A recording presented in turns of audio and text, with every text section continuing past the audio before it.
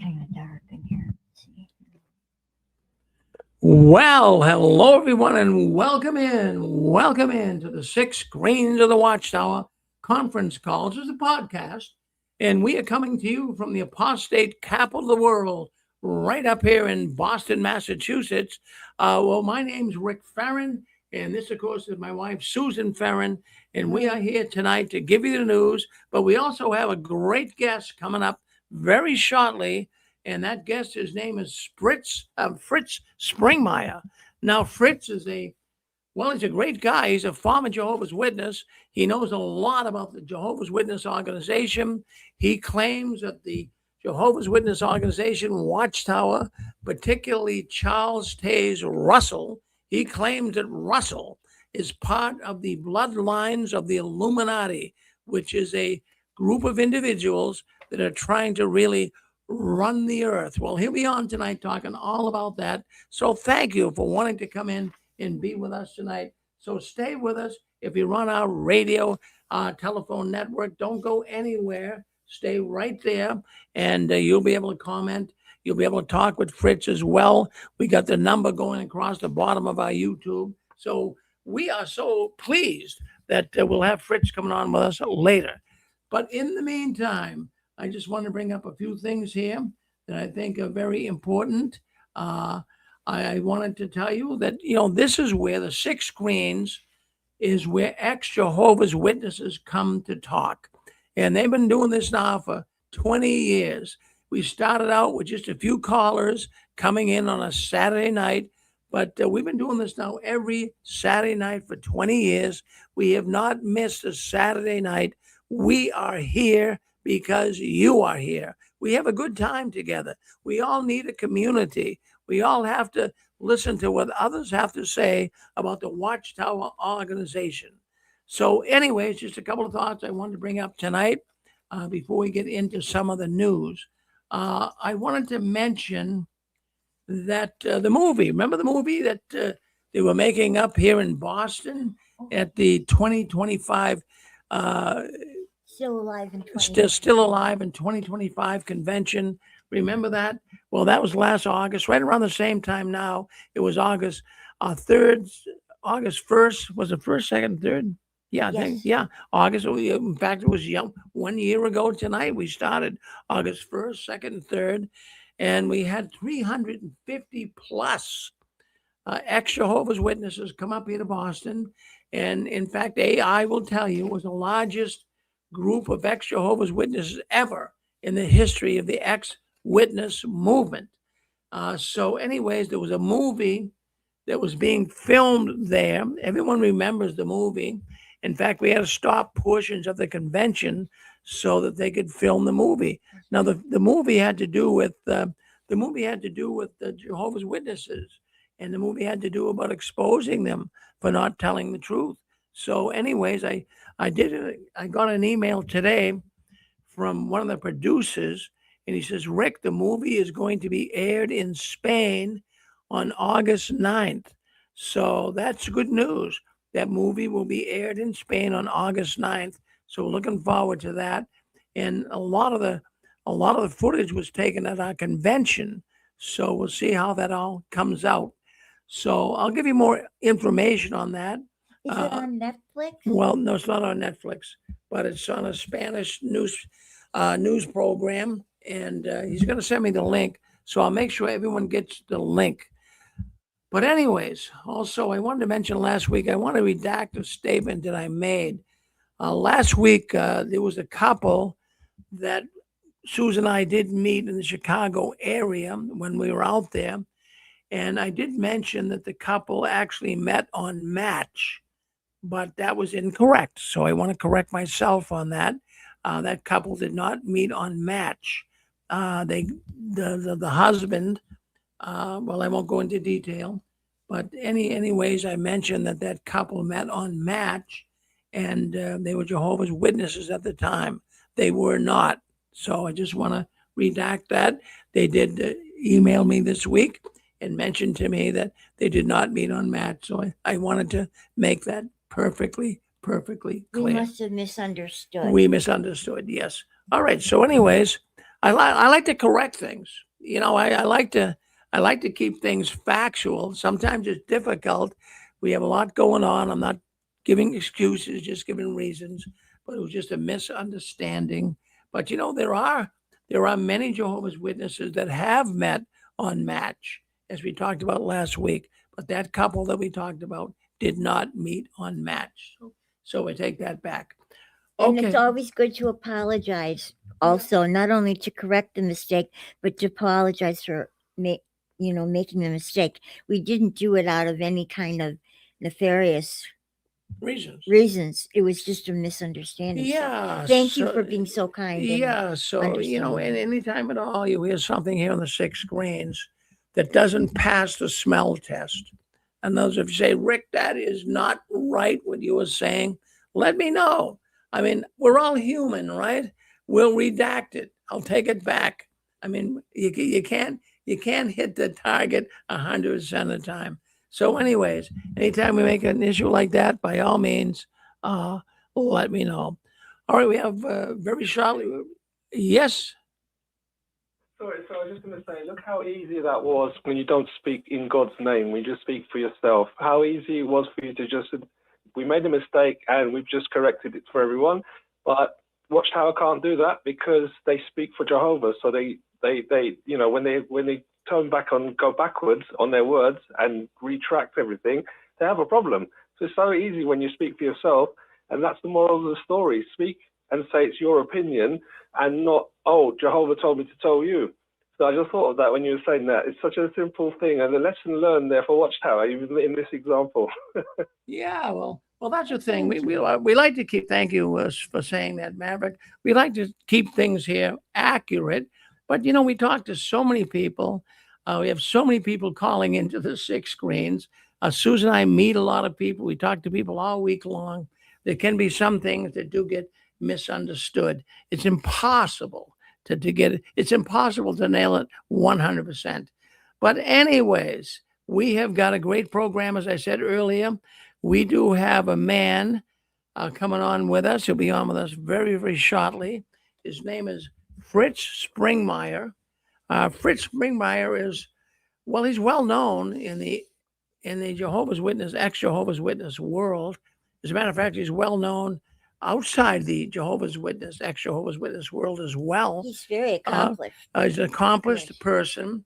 He's an authority on the Illuminati, probably the world's foremost authority. And if you haven't heard what the Illuminati is, maybe he can explain it to us at the very open discussion here that we will have coming up. Now, if you want to speak with Fritz Springmeier, and I had so many people write me and tell me they want to talk with Fritz, what you want to do, there's a telephone number scrolling across the bottom of Facebook and YouTube. Copy that number down. You'll be able to call in real time and talk to Fritz. So we do have Fritz here with us. And then after Fritz, we'll go into more. In fact, if you're listening in, JP from Southern California, and you want to talk about the convention, we have pictures. I got a bunch of pictures we're going to show after we have an interview with Fritz. So JW World News will bring some stories up after Fritz Springmeier tonight. All right, so let's take a look. Let's see what's going on. Let's bring Fritz Springmeier on. We'll check his audio. Let's bring him on right now and say hello to Fritz. Let's add him to the stage. Okay. Oh, can you hear me? Hold on. There we go. There we go, Fritz. There's Fritz Springmeier. My goodness. Now he wrote. Can you hear me okay? Oh, we can hear you fine and dandy. We can see you. And what I'm going to do here right now, Fritz, is I want to put up a book here that you wrote. It's hard to really see him. It's not that well. Let's see. Bloodlines of the Illuminati. Let's see. Okay. Well, I can't quite see it. I don't have my glasses on. But anyways, you wrote the book, The Bloodlines of the Illuminati. We're glad to have you on with us, Fritz.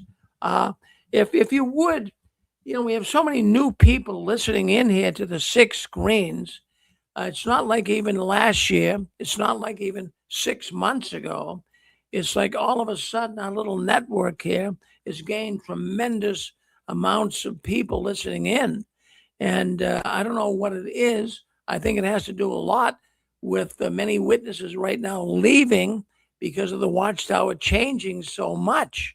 But if you would, for those who are listening in new and they don't really know Fritz Springmeier, they don't really know the Illuminati, would you just explain to the audience, Fritz, what the Illuminati is? Yeah, sure. If we look at it from a biblical standpoint, the Bible talks about how all the kings of the earth conspire against God. And it talks about the world system and the world system being against God, and all that power that's wrapped up in the world is against God. So that's why the scriptures say, love not the world. The world there is the cosmos in Greek. It means a world system. And the Illuminati are the people that run that world system. You could, and another way to look at it would be Satan's hierarchy. Satan is a control freak, and he has wanted a very specific type control over his world system. So he has empowered certain bloodlines to become very powerful. And these people, because their power comes from Satan, they're secretly generational satanic families, satanic bloodlines. And that's why I wrote the book Bloodlines of the Illuminati, exposing the prominent bloodlines of the Illuminati, who they are, and so you could see what they do and how they function. I wrote I wrote actually a 7-book series on them: the who, what, how, why. So the Bloodlines of the Illuminati is only one book, and there's other ways, other perspectives, or other ways that you could describe them. Today you hear a lot about the cabal. You hear about the powers that be. These are all uh, ways of saying the Illuminati. I use the term Illuminati because it's their own term. Um, they believe that they have been illuminated to divinity, to godhood, that they are above us, they are beyond us. We're the useless eaters, and they have this divine right to rule us. So I use their own terminology. It's not something I invented. The term goes way back for many centuries, and you first see it used in Spanish, alumbrados. So anyway, that's the Illuminati.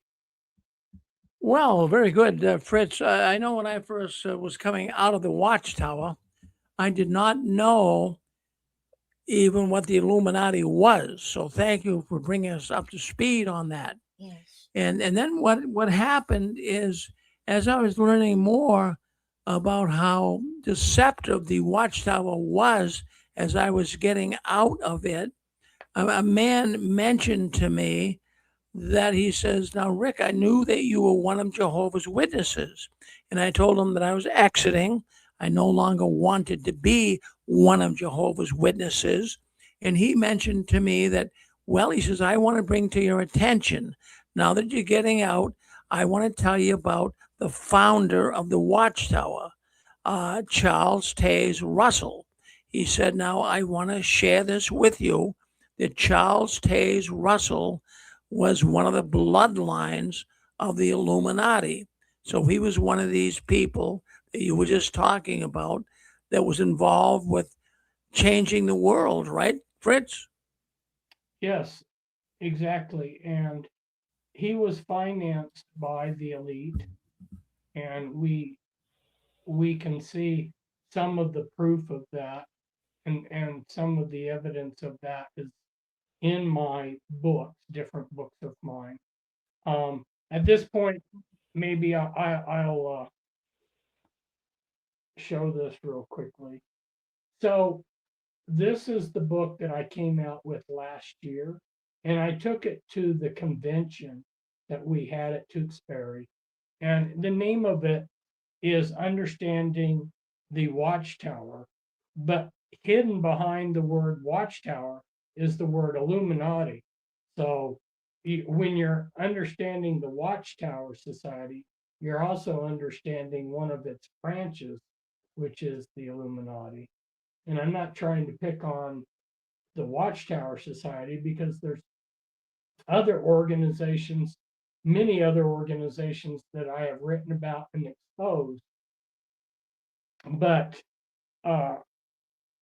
because I was a missionary to bring Jehovah's Witnesses to Christ for 10 years and have associated with the Jehovah's Witnesses, it was especially dear to me that people that were associated with that organization understand what it was all about.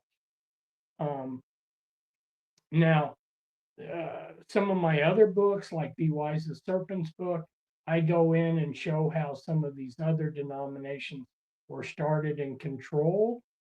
But at this point, we're focused on the Watchtower Society. And, I'm just going to start talking here. And maybe you have questions. And if you do, just interrupt me and jump in if you need to take it a different direction. But one of the things that we see when we're looking at the Watchtower Society is there are some people out there are really genuinely looking for the real truth, they're looking to be honorable people, to serve Jehovah, and some of those people find their way into the Watchtower Society.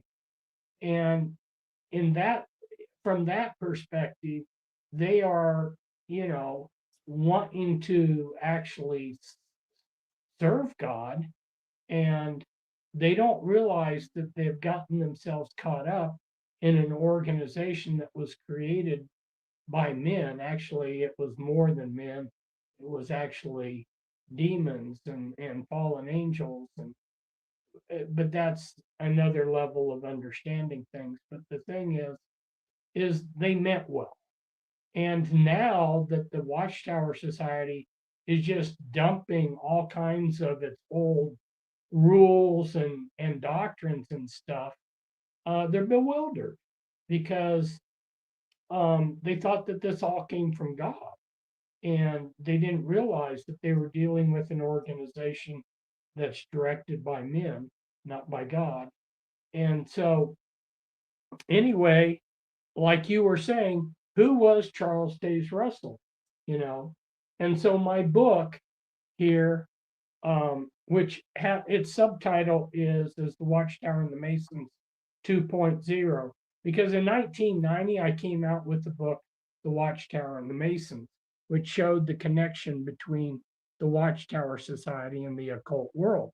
Because when you are associated with the Watchtower Society, you think it's Christendom that's associated with the occult world. They celebrate Christmas because of the solstice.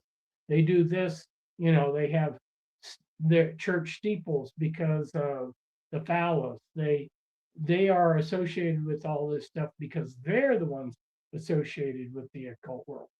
And what that does is by pointing people to look at Christendom's thing, they actually have, four fingers pointing back at themselves, but nobody takes the time, unless you're me, to sit down and show people how actually that's the pot calling the kettle black.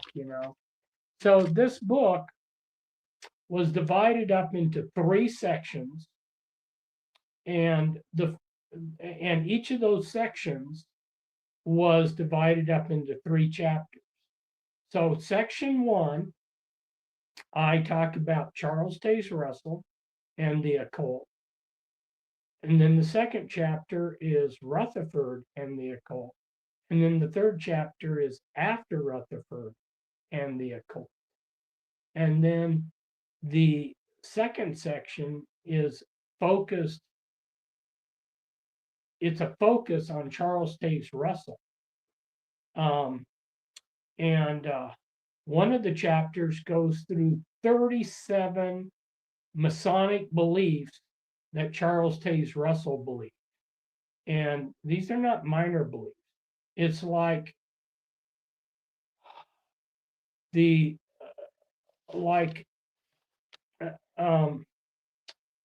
of them that the Watchtower Society has held, which is not well known by a lot of Jehovah's Witnesses because their past history has been forgotten to a large degree.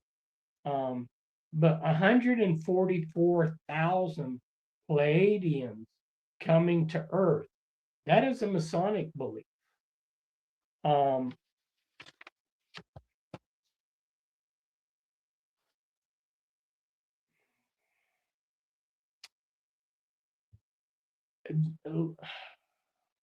to remember some of the other 37. So going to the third section, the second section is microscopic, focused in on Charles Taze Russell. The third section takes and blows up into larger concepts. So we talk about in seventh chapter occult agendas, and then in the next chapter is occult symbols, and in the final chapter occult mind control. And when we get into occult mind control, we're talking about trauma-based mind control, which a lot of your new listeners are not going to be familiar with trauma-based mind control. And then the other type of mind control I go into is a step-by-step, and this is not something I came up with. It's actually written down. It's a manual for how to create a religion using mind control. And if you look at those steps, how you're to do it, it's what the Watchtower Society has done. And the correlation between what the Watchtower Society did and the steps that you are to do if you were to create a mind-controlled religion are exactly what they've done. So, like I say, this is the final chapter, number 9, is on occult mind control. And then the 3 appendices go into things like where Charles Taze Russell traveled around the world, where his beliefs came from, and how the Russell bloodline is connected to the Illuminati. And it's one of the top Illuminati bloodlines. And there's a whole big story on how I identified the Russell bloodline as being an important insider bloodline, and then how I not only learned from insiders that it was, but how I was able to use documentation that went back, even before he started the Watchtower Society to put the pieces together on this. And so people can say, oh, it doesn't matter that he was a Mason. Yeah, it does. It matters in many different ways. And for the new people that are listening, I want to bring out a concept that hasn't been talked about by the Watchtower Society. I haven't talked about it. My books don't cover it. It's something that for a couple years, at least a couple years, I've thought of introducing to your show, Rick. But one of the difficulties of bringing it up on your show is that the Watchtower Society teaches their people that you don't have a soul. So to use the term soul ties is probably something that doesn't click in people, because the Watchtower Society has never talked about soul. How would he define soul And ties? but you could use How would other he terms. define soul ties? A person wouldn't have to use that particular term. I mean, sometimes people stumble over concepts because of the language involved. Are you still able to hear me? Yeah, Yes. we can hear you, Fritz. Yeah, what we'll do here is I'll kind of make it easier on you. We'll take like one subject at a time here, and have you identify with it, talk a little bit about it, and then we can even open up the lines, bring people on. But let's do this. We do have your book here in front of us. Susan is going through it. We have some questions from that. But let's just first of all, you do mention in the book that there is a connection with occultism in the Watchtower. Now, I'm sure you did tremendous amounts of research on this, Fritz. There are people out there that will totally debate it. I don't. I know the Watchtower has unbelievable connections with the occultism. Now, in your studies, just kind of summarize what you would think is the greatest. It's not the right word, really. There's nothing great about occultism. But what would you say is the number one reason to suggest that Watchtower is involved with occultism?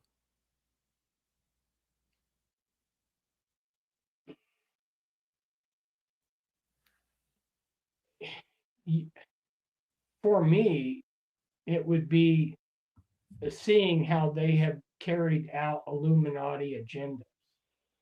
Um, but that's from my perspective, because I understand that Zionism, which was the establishment of Israel, was a very important Rothschild goal, and it was very important Illuminati Masonic goal. It also relates to Solomon's Temple and a lot of other things.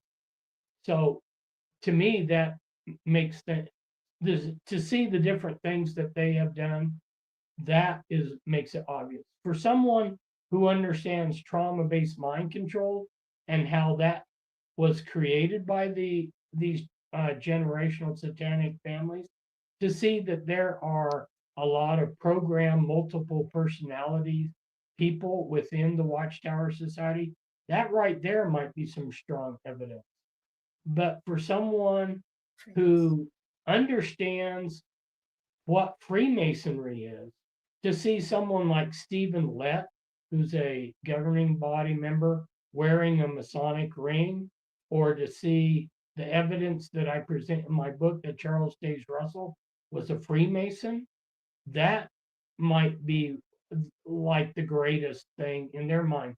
So it kind of depends on a person's prior knowledge and their perspective as to which one of these things is going to strike a positive chord with them. Um, but those are definitely things that could strike a very positive chord with people. Yeah, when I think of Watchtower and the occult connection, I often think of Johannes Grieber, the known spiritist. Well, his wife was a spiritist. He was also involved in spiritism, and how they actually used references from Johannes Grieber to actually use in their translation of the New World Translation. So that's one thing I think of. I think of also, and it might be kind of incidental, but I'm sure many listening in tonight would agree with it, that even the subject of pyramidology, even though it was a pseudoscience at the time, it had occult connections. I mean, you have the Egyptians, you even see on the books the early Watchtower publications, studies in the scriptures, you see a winged disc, which is actually the sun god in Egypt. So, there's a lot of occultism at maybe lower levels there. But even as Watchtower progressed along, as you just mentioned, in the connection with the Freemasons, in all of this, it really is it's quite evident that the Watchtower was involved with occultism, and I'm sure that you've dug a lot deeper than I have, and some of the things that I even see today.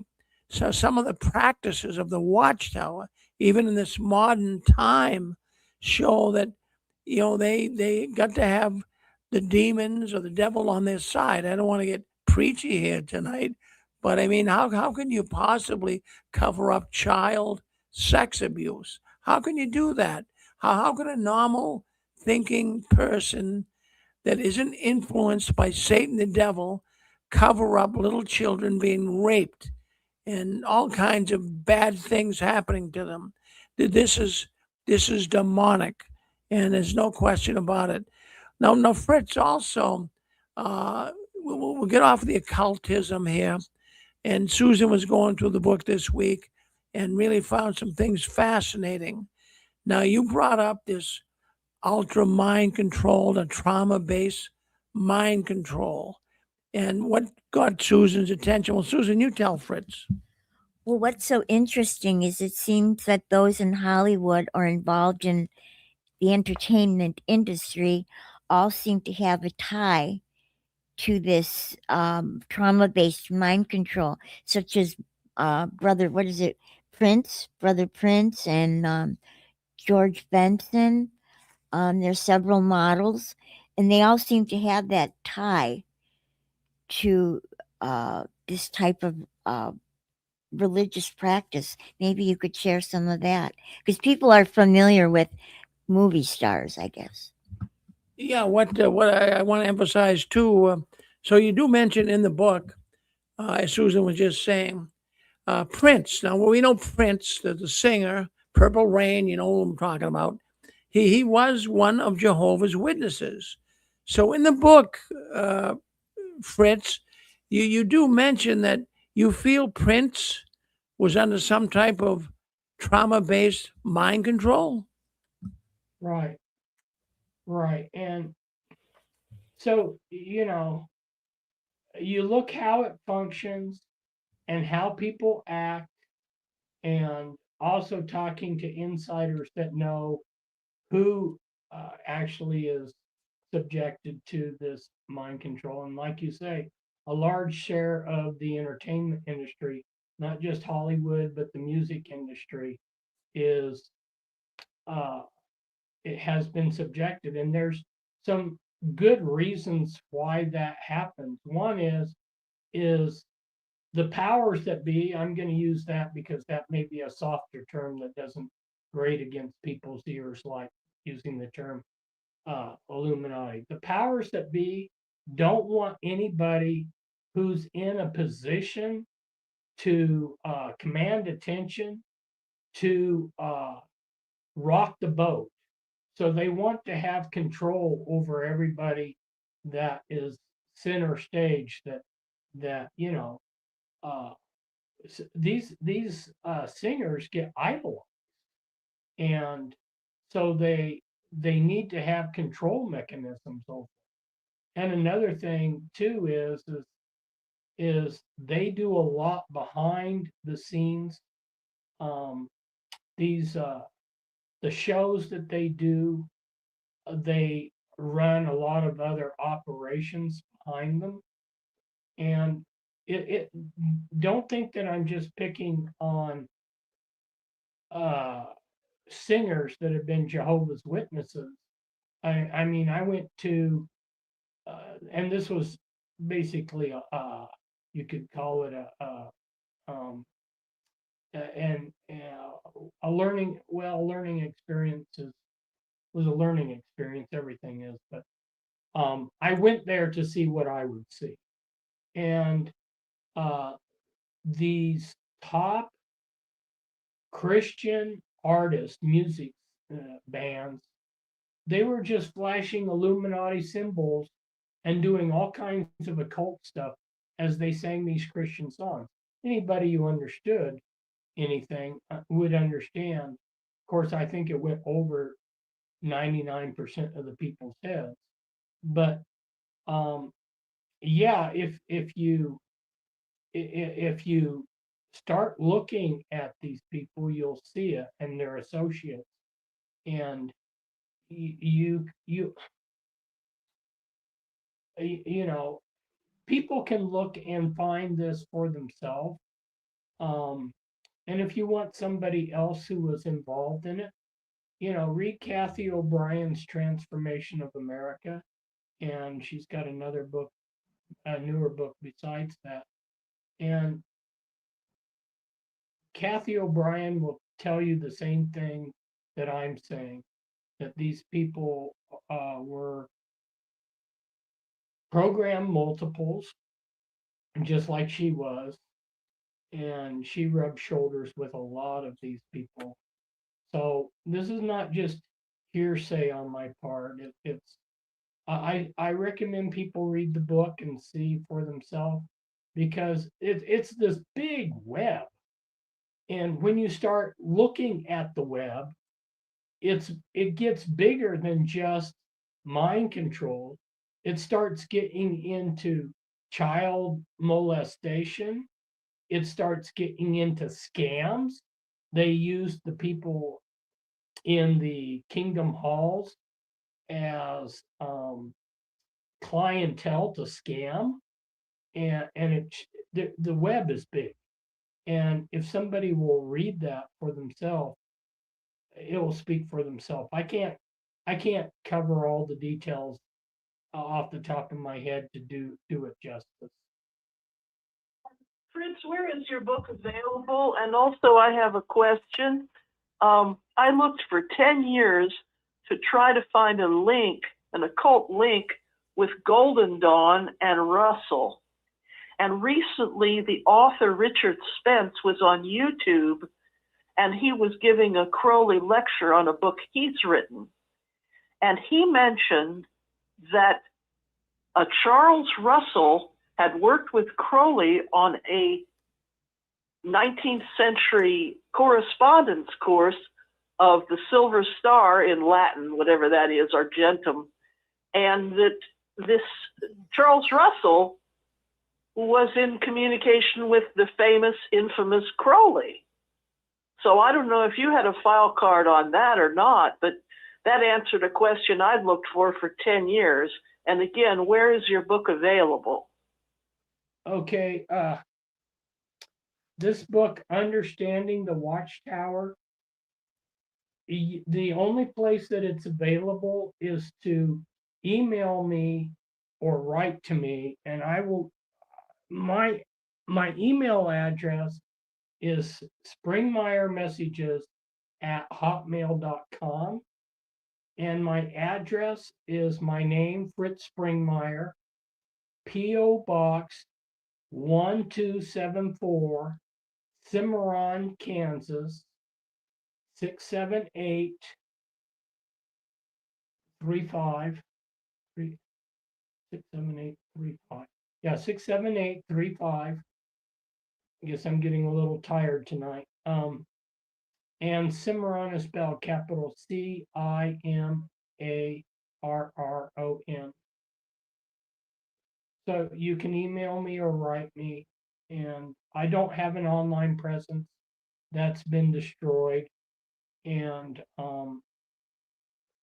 so you can order it directly from me. I'm selling it basically at cost, which is, well, you send me $25 and I will send you the book with free shipping. Let's do it that way.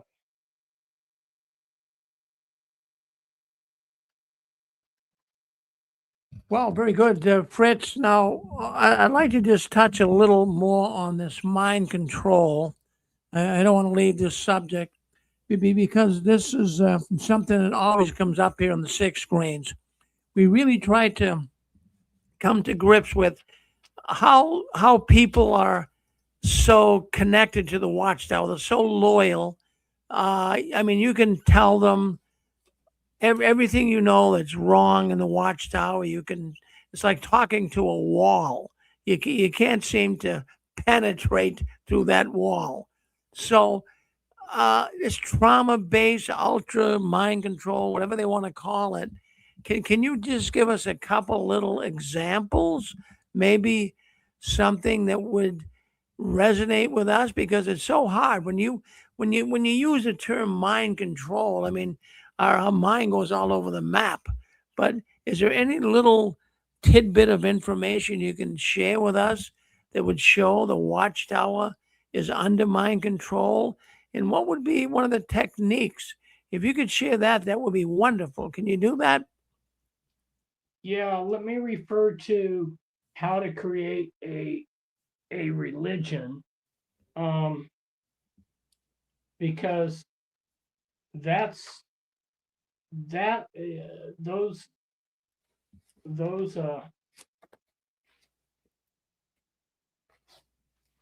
and it's not something I came up with. It's okay. Um,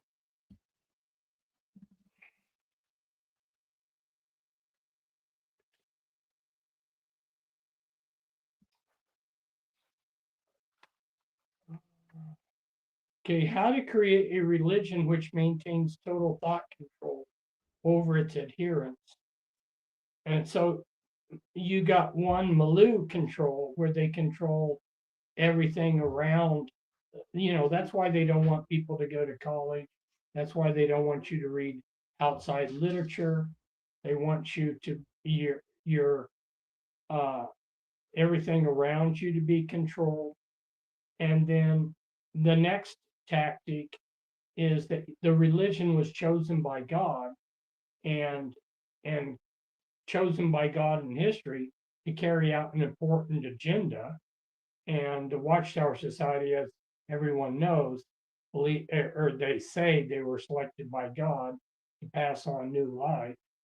And then the third tactic is the religion expects total purity in thought towards the party line. And so all thought is divided into pure and impure, black or white. So if you say anything that's not in line with the Watchtower Society, it's rejected. And you know this because you've talked to Jehovah's Witnesses. I know it. How many times have I said something? Or even when I was associated, I was never baptized. But even when I was associated with the Watchtower Society, I would say, well, I think scriptures disagree or have a different viewpoint than this, and I'd like to understand better this issue. And then the answer back would be, well, is what you're saying in line with what the Watchtower Society has said? And then if it's not in line with the Watchtower Society, then it's automatically impure and bad.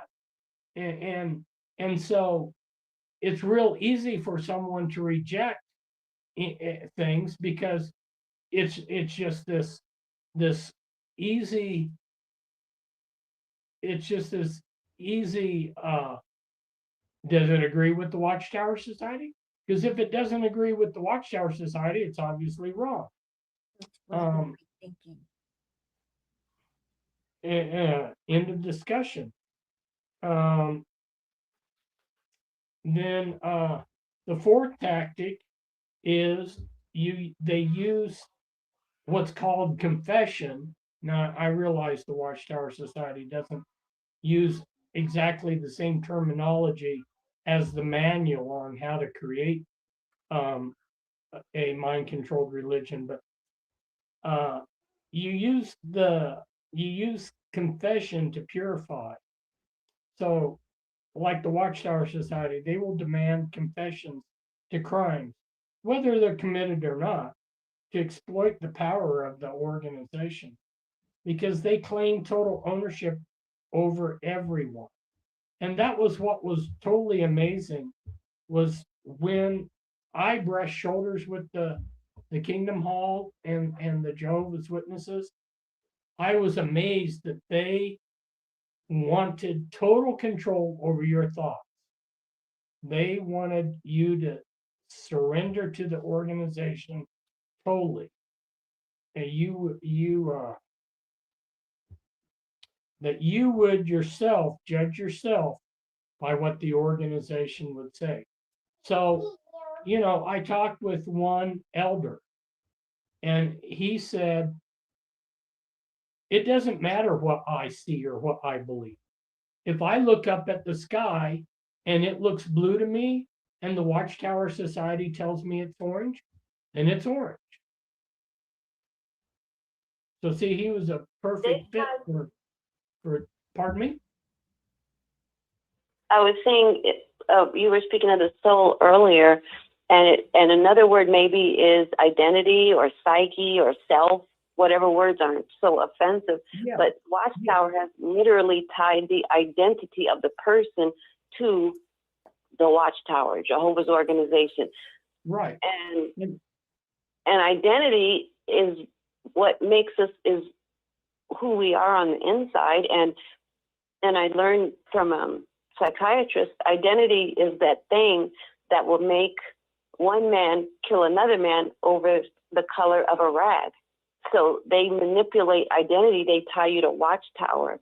And so, that's, and it is on a spiritual level, but, again, witnesses don't believe there's a soul. So, that's hard to for them to accept, when you don't understand that, at the end of the day, it is a spiritual matter, but if you don't believe you have a soul, it's not even something you can really broach with them from that level. But identity is a good word for that. Okay. Well, you see, in Genesis, it talks about how a husband and a wife become one, right? Yeah. And the echad in Hebrew, and so Christ is saying, if you have adultery with someone, you become one with them. See, that's a type of soul talk. And the thing that Jehovah's Witnesses haven't really thought about is, and if you go back in the yearbooks, you can prove to yourself that the Watchtower Society continued having a lot of their Watchtower meetings in Masonic halls. Originally, all their meetings of the Watchtower Society were in Masonic halls, but when they got Kingdom halls, they stopped. They switched from Masonic halls to Kingdom halls, but they still continued to use Masonic halls over the years when they would have a Jehovah's Witness marrying a non-Jehovah's Witness, or in areas like South Africa and Australia, where they hadn't built Kingdom halls, they would continue to use Masonic halls. My point is whatever terminology you want, that's sort of like a marriage. It's sort of like adultery. You're adulterizing yourself with Freemasonry. And if people understood what Freemasonry was all about, then they would realize they have committed adultery with an organization that's committing adultery. Hey, Fritz, this Yes. is Donald from Texas here. I'm a visually impaired person, so unfortunately, I'm unable to physically read your book because I can't read standard print. But I've never was a Jehovah's Witness, but I've been watching a lot of videos online about JWs, and what I've been noticing was just recently they've been talking a lot about obey, obey, obey, obey. And that sounds very Illuminati to me, because that's exactly what the Illuminati would want you to do, to follow them, to obey only them and nobody else. And they act like they're in place of God. I mean, the governing body is very satanic. That whole organization is satanic. 100%. and it also reminds me of what the Bible talks about in regards to the Antichrist. Now, Jesus, of course, I'm not going to preach here because I'm not a preacher, but Jesus did mention in the Bible that there are many Antichrists, but there will be one final Antichrist. And it seems like the Watchtower organization is setting these people up for that worship of the Antichrist, because the Watchtower is Antichrist-like. They talk about Jesus, but they call Jesus an angel. And as we all know, angels can't die for your sins and so forth. But they replace Jesus with the governing body. That governing body is to be worshipped at all times. That's what they're aiming towards. That's why they keep talking about obey, obey, obey, even if it doesn't make any sense. Or even in recent videos I've seen, they've even said, even if it's wrong, still obey because Jehovah will reward you anyway. Right. So this Yeah. whole theme of obedience, it goes back to Charles Taze Russell's time. And so they would have conventions where they would stress that you need to obey.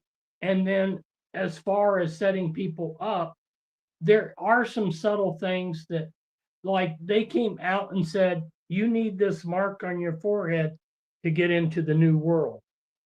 And that's a photocopy from that page, from their book. And let's see, they do, and Rick Fearon can validate me on this. They never write about the Antichrist. You will never see anything in their writing about exposing the Antichrist, or beware of the Antichrist, or anything. Oh no, So I've never heard that from them. Yeah. So they have left gaps in people's understanding that makes them vulnerable to what's going to happen. But yeah, in fact, that exact concept I did not bring out in my book. I did bring out how there's a lot of hidden stuff that has 666 in Watchtower material. Yeah. But that's the whole. But 666 is just the number of the beast. I didn't exactly explain how the Jehovah's Witnesses have been tailored in some ways to not be protected against the Antichrist. But I wanted to keep the book focused, and that's getting a little bit speculative, so I left that part out. Well, Fritz, once again, here, Rick Friend with the Six Screens. Reading the book here and jotting down things that would be of interest. You talk about Noor, one of the presidents of the Watchtower. Now, Noor had some problems.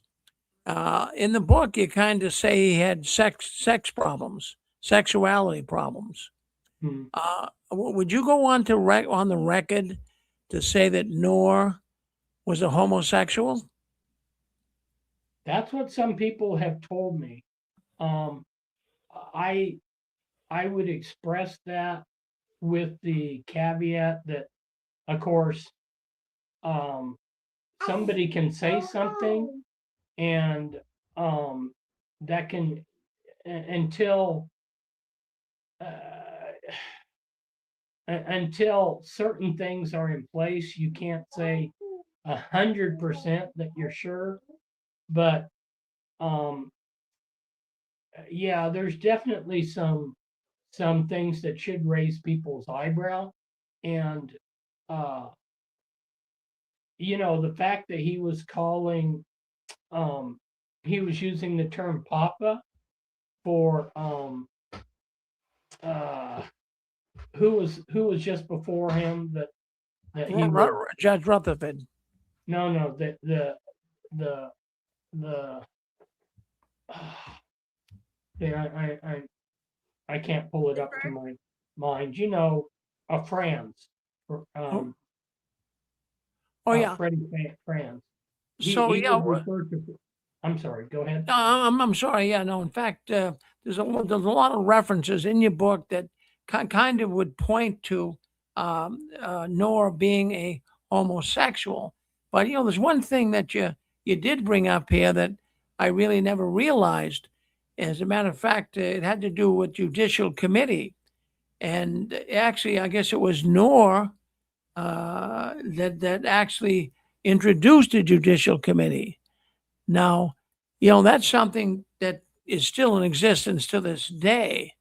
And it's a terrible thing to have this kangaroo court, so to speak, of individuals to meet in the back room with you and go through some type of a ordeal where you can be shunned and disfellowshipped and thrown away from the organization.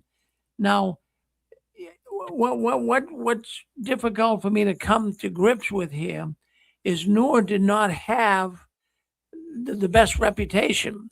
You're not the only one that I have heard say this.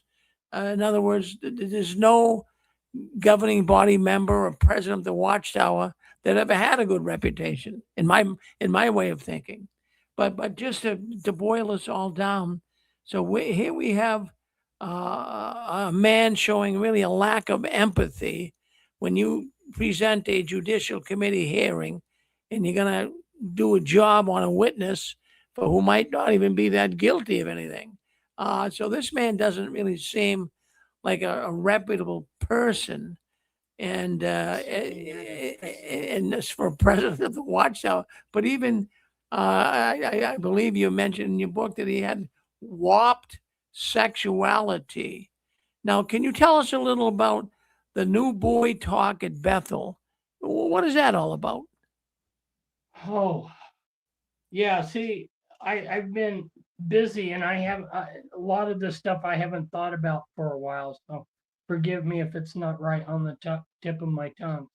But he would give table talks, and people would be afraid of him. They are afraid of the man. And then he they were when he started talking at the Bethel dinner table, he would say some really strange, bizarre things that just for people listening, they're like, where's this guy's sexuality that he would say these bizarre things? And that was part of the gay mystique that he had, were these things. Well, Yeah, I would have to go back and read what I've written myself. Well, that's okay. No, I don't need to put you on the spot, but you answered enough. But you just what this got me thinking, and as we were kind of discussing this, Susan and I today, it's somewhat reminiscent. The Watchtower, they do very bizarre things and they say very bizarre things, and I'm sure I think I did mention to you that at one time back in the year 2000, I was invited to go down to the world headquarters of Jehovah's Witnesses. That was at 25 Columbia Heights. And it was an interview for potential position on the governing body. I know that sounds crazy, but I went down there and some of the bizarre things that came out of the mouths of people that were supposed to be responsible, level-headed men. It really turned me off. When I left, I didn't want no part of the Watchtower. There were numerous. There was about 4 other people down there, 3 or 4 other people that were being interviewed for this potential position in the Watchtower governing body member. And I mean, I'm glad I spent a day there, and I said enough is enough, and I could not stand what I saw. I saw this not as a religious organization that loved God. I saw this as an organization that was scamming people. I saw it as an organization that it was a business. It wasn't even a religion, Fritz. So this all, Exactly. but what got me thinking is the lack of empathy. Well, and you just mentioned earlier that, bizarre statements that Nora would make. And actually, when I was there, Sidlick, Daniel Sidlick, he was a governing body member at the time back in the year 2000. And he even made bizarre statements that I was having a hard time figuring out what he was even saying.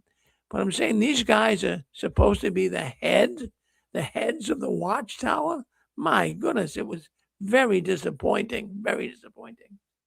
Yeah, I'm jumping in here. I hope I'm not cutting you short. No, you're not. Thank No. you for sharing that, because see, I experienced the same thing when I was rubbing shoulders with these people. And one of the occupations that I had was a printer, running printing presses. And I knew that it cost the Watchtower Society something like 25 cents to produce like a truth book or something like that. Maybe some of the older listeners remember the truth book that was so well used. And but then when I started associating with the Kingdom Hall, I'm being told about how the Christian bookstores are making all this profit, but the Watchtower Society is not. They're just giving their literature away.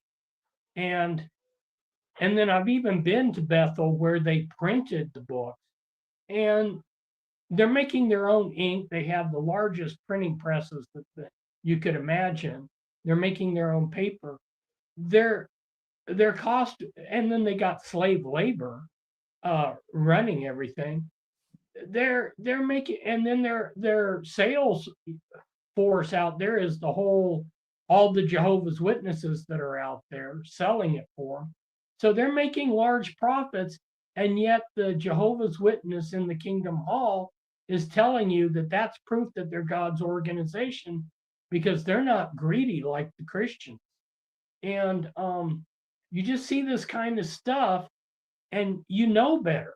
It's just like one of the things that was said to me very early on when I started associating with the Watchtower Society was, it might have been a ministerial servant said this. I'm not exactly sure. It's been many years, but they pointed out in the front of the Watchtower Society how many languages it was translated in, and they told me, you see, what other organization out there has Watchtower studies in all these different languages? Like it was like 110 or 115 at the time, all on the same day.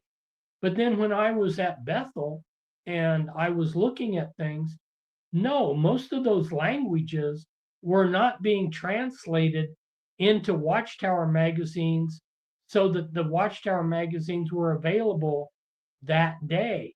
They were like maybe a 2-month delay, and then they were only mimeographed. So that whole thing about how many languages it was translated in was propaganda. It wasn't the reality. Nor were they even trying to get these translations into the hands of those. I'll give you an example.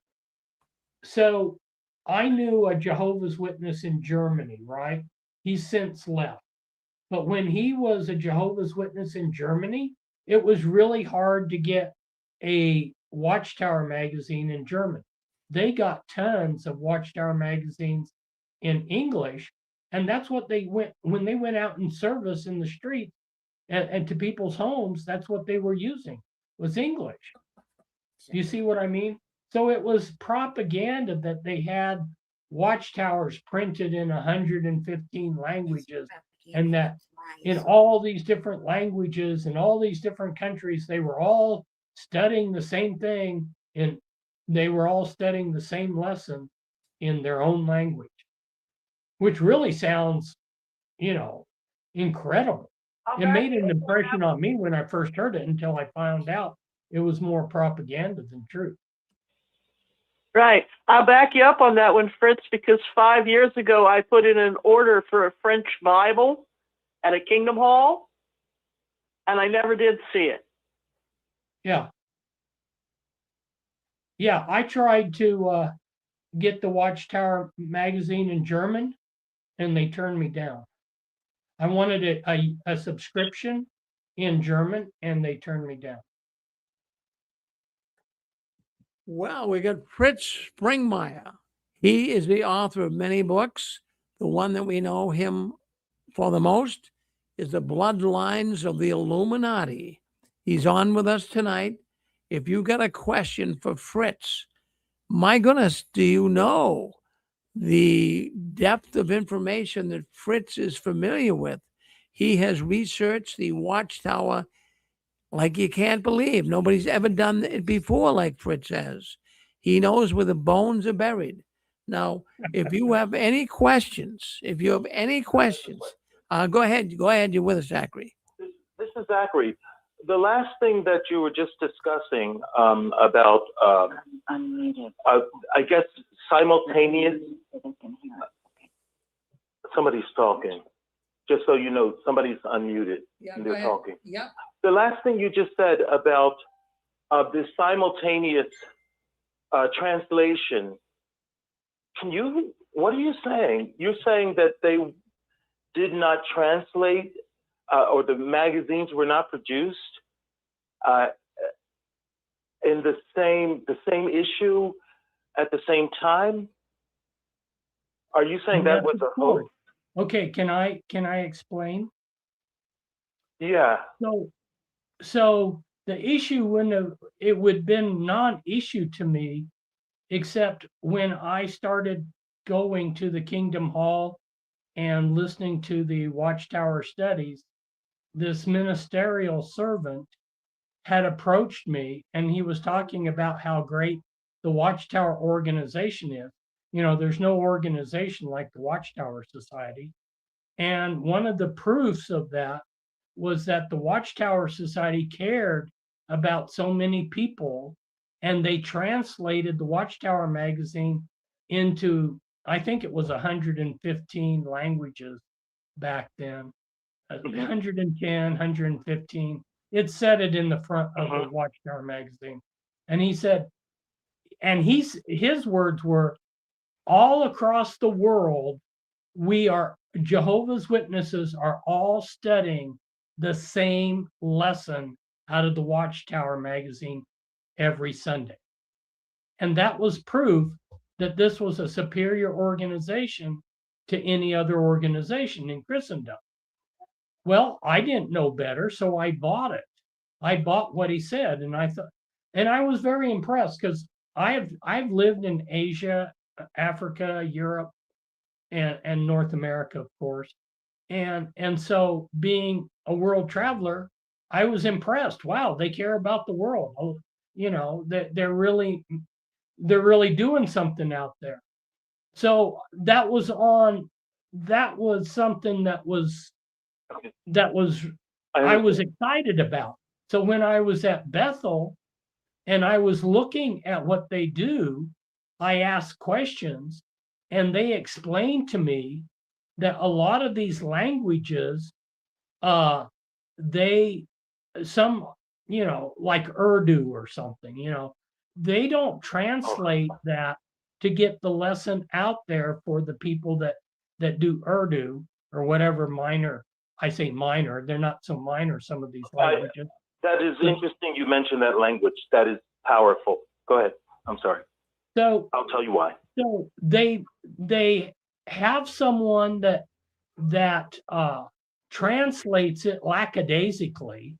And I say that because there were people there at Bethel that could have been translating, and I asked them, why are you a janitor when you're from so-and-so country and you have college degrees and you could be translating these languages so that the Watchtower magazine would get out there on time?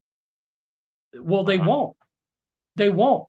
It's not that the Watchtower Society could not have, because they did have people that could have translated these these foreign languages and gotten them.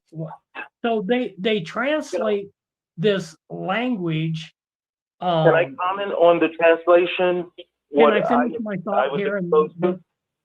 Can we? Yes, Can I sorry. finish my thought? Yes, So go then, ahead, sorry. so then this language, which might have millions of people speaking in it, their translation would just be typed in mimeograph.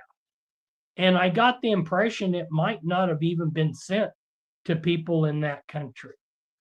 And the reason, one of the reasons why I got that impression was because I knew someone who was a Jehovah's Witness in Germany, and he was saying that the Kingdom Hall, that the authorities over there in Germany pushed them. It's not something that the Kingdom Halls or the individual Jehovah's Witnesses did. It was being pushed from their, what do you call the area, the German area? I'm sorry, I can't think of the term. Their brand? Pardon me? No, there's a building which controls Germany for the Watchtower Society. Magdeburg. Magdeburg. Magdeburg. Yeah, it's at Magdeburg. Well, what is the name of that place? It would Anyway. be their brand. It's the Pardon me? branch. Was it the Branch. vessel there? Okay, yeah. The branch that's the would branch. be pushing that they use English. And they could get English watchtowers very easy. German ones were hard to get. So they would go out and service, giving Germans English watchtowers. Now, if that's the case for Germany, what about some obscure language like Urdu that they've only mimeographed off a translation, and that translation's been made 2 or 3 months after the English one has been studied? Can I say something now? Yeah, say it. Okay. So I'm a born-in witness. And I'm not trying to defend them. I don't want it to be that way, but the accuracy about translation. It used to be that the watchtowers came out in English first. Some months later, they would come out in Spanish, some months later in French, and later in Italian and other languages. That's how it used to be. Sometime during the 80s, they had developed this METS system, multilingual electronic phototype system. And what it did was it didn't do translation, but it had the ability to produce characters in many different languages, from the same keyboard. I guess they push a button and you get other characters that you needed. So during the 80s, they were starting to make the languages, try to bring out the watchtowers in Spanish at the same time that they came out in English. And they started doing with the French and all the other languages. They tried to have them simultaneously released. And that's what they were doing. Now, one day, I was, I knew that from before I went to Bethel, but then I ended up at Bethel mid to late 80s. And there was one day I was in field service. I think it was a Saturday, could have been a Sunday. And we knocked on a door. When they opened the door, it was a Spanish language book study going on. And what they were doing was studying the Watchtower for book study. The reason why they were studying the Watchtower for book study is because they had to double up, because now the Watchtowers were being produced or simultaneously released with the English. The languages were the same.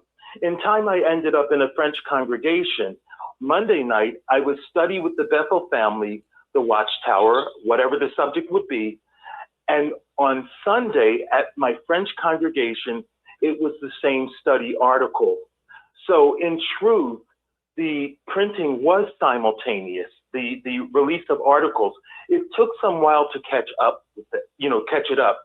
I can say this, that the aid book was being released at the same time the Insight book was being printed. How do I know that? Because I was a courier for a while in the factory, and I saw these strange pieces of books. They're called signatures. I saw these strange pieces of books, and I didn't know what they were. And when I would go to the hall that night, I would the French congregation, they were releasing a portion of the aid book. Mm-hmm. So at the same time the Insight book was being released, the aid book was also being released in other languages.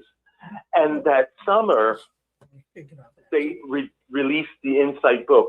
My point is that the simultaneous printing really did take place because I saw it myself. And it's funny you mentioned Urdu. I was on a tour, I can't remember why, and I was in 25 Columbia Heights building, and this sister was sitting at a computer, and she was doing these funny characters, and we were like, what is she doing? She was doing Urdu. She was producing the characters for the Urdu language. She was refining them so that they had them for printing in the MEP system. That doesn't necessarily relate to simultaneous printing of languages, but I will say that during the 80s and following up, because it doesn't happen instantaneously, there was a simultaneous release of Watchtowers in all the different languages, and it took time to get them caught up. That's Okay. all I want to Have you just read? want to be accurate. We're gonna Fritz. We're gonna get off this subject. We got a lot to do. Zachary. I'm not saying that it made it a great organization. That's not my argument. My argument is only that the release of information was simultaneous. All right, Zach. Thank you. Yeah, we're gonna get off that subject. Enough of that. We beat that to death. Okay, let's go on to. Well, I'm trying to give you. I'm being accurate, right? I'm sure you don't mind that. Yeah, I want to be accurate. I'm not trying to beat it to death. And you should read Ray Franz's Crisis of Conscience. He said that the governing body did not want to get the aid book out to the Spanish speaking Jehovah's Witnesses at the same time as the English. I'm only talking about the translation into different languages. That's all. That's the only point I'm making. I want to talk. For the Watchtower. Yeah, we got. Let's move on here. Let's get off that subject, Fritz. We had a lot of people who want to call in. Listen, if you're going to call in, make it brief if you could, because we got a lot of people trying to call in. And what they do is they wait for a while, and then they'll drop off. They'll drop off. So get right to the point. Make it right to the point. Get to the point. Let us know what your feelings are. If you want to say hello to Fritz, did 949 want to come on? Oh yes, hi Fritz. I heard you last time. One time you were on, and you had mentioned someone who was a witness who was associated with Russell, and I just knew the name because in the mid '80s there was a sister in my hall. The name was Mary Ackley. Do you in relation to Russell? There was a Mary Ackley you talked about. That was his wife's maiden name. Ackley. Okay, there was a sister Ackley when in the 80s. She was probably about 70. Maybe she was a daughter of them or granddaughter, but when the 80s she was about 70, and she was known. There's always those type. Not being negative in the hall, but she was very she may have been a niece to them because Mariah Ackley, who married C.T. Russell, had a sister. So okay, her name was Mary. Her name was Mary Ackley, and okay, she was like family stayed in the witnesses. Okay, so I wonder if she was related after his death. Yeah. Oh yeah. I wanted to say she was very traumatized, and the same sort of traumatization that I noticed in Hollywood with certain celebrities and stars and all that jazz. She was very traumatized, very emotional, even as an older woman, unstable. One time we went in service, and she said, so she asked me if I like to go in circles. We were driving to another part, and I said, what? And she just spent 5 minutes, maybe 2, going in a circle, driving in a complete circle in her car. And she seemed traumatized. So I know they use that on their own family, the mind control, the all that. And I was just thinking of, I wonder if why she was like that is because she might have been subjected to that mind control, which makes people, I don't want to take up too much time, but it's just something that crossed my mind. And I couldn't remember how you said she was related to them because, but the name, it rang. And she had been around the truth it's not the truth. Jesus is the truth. That's their informal thing. But she had been around that organization, a long time. And I'm just wondering if, I thought maybe I was correcting myself because I heard I couldn't go back and find it but I know you mentioned that name. Thanks for sharing Can you that. talk a little bit more? Well, you could, go to, if you can get a hold of my pages where I talk about the Ackley family in my Be Wise as Serpents book. There's something really strange there. Yes. But you could also say the same thing about Charles Taze Russell. He was kind of all over the place. He may have been a multiple also, because he did a lot of he was all over the place. Mhm. Yeah. And I know they do that on their own family members. Right. I mean, I'm speaking from personal observation and personal knowledge. And and thinking back to her, I said, wow, she was very just unstable, emotional, different. And sometimes she'd be one way, but I won't go into it. But we see the effects. Sometimes you see certain quote unquote celebrities who kind of go into this thing when they're not like properly under control. And it is a spiritual thing because even when they do the so-called hypnosis, it's done in the spiritual. Even when the quote unquote, the government, the deep state, whatever, they utilize those methods, and it's always a spiritual thing. And Watchtower, that came from that word came from the tarot card, New World Translation, New World Order. You can the term Kingdom Hall. There's so many of those terms that. And a lot of the same traits, the CSA. I want to get your book. I never got a chance to read it, and I couldn't find it. And you're not really online, and I probably could figure out why. But so I'm going to get all your books for sure and share them with people, because this is all part of the waking up.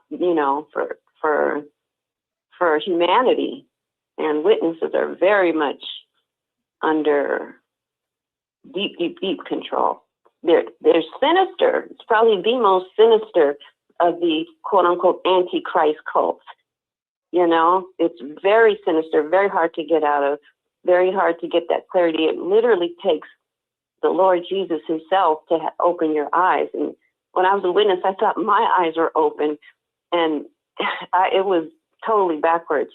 And when I would hear, like I grew up in Los Angeles in that whole thing, and I would hear people use that word name, Jehovah, for spell casting, in seance, in different things. And of course, as a witness, I thought, oh my goodness, anything to defame Jehovah's name. But really, high Masons, not all Masons, because all Masons don't, if you're in a lower quote unquote degree, you don't once you get over 33 and one of them, you understand who Jehovah is, and they say it's Lucifer. And it makes sense. Angel of light, new light. It's, it's just really, very deep, and it's very, very difficult for, I have 5 generations of witnesses in my family. I was the 3rd. I'm out, but and you see the same. In fact, I know one brother who went into Satanism, and he's still an elder. And then he brought another brother.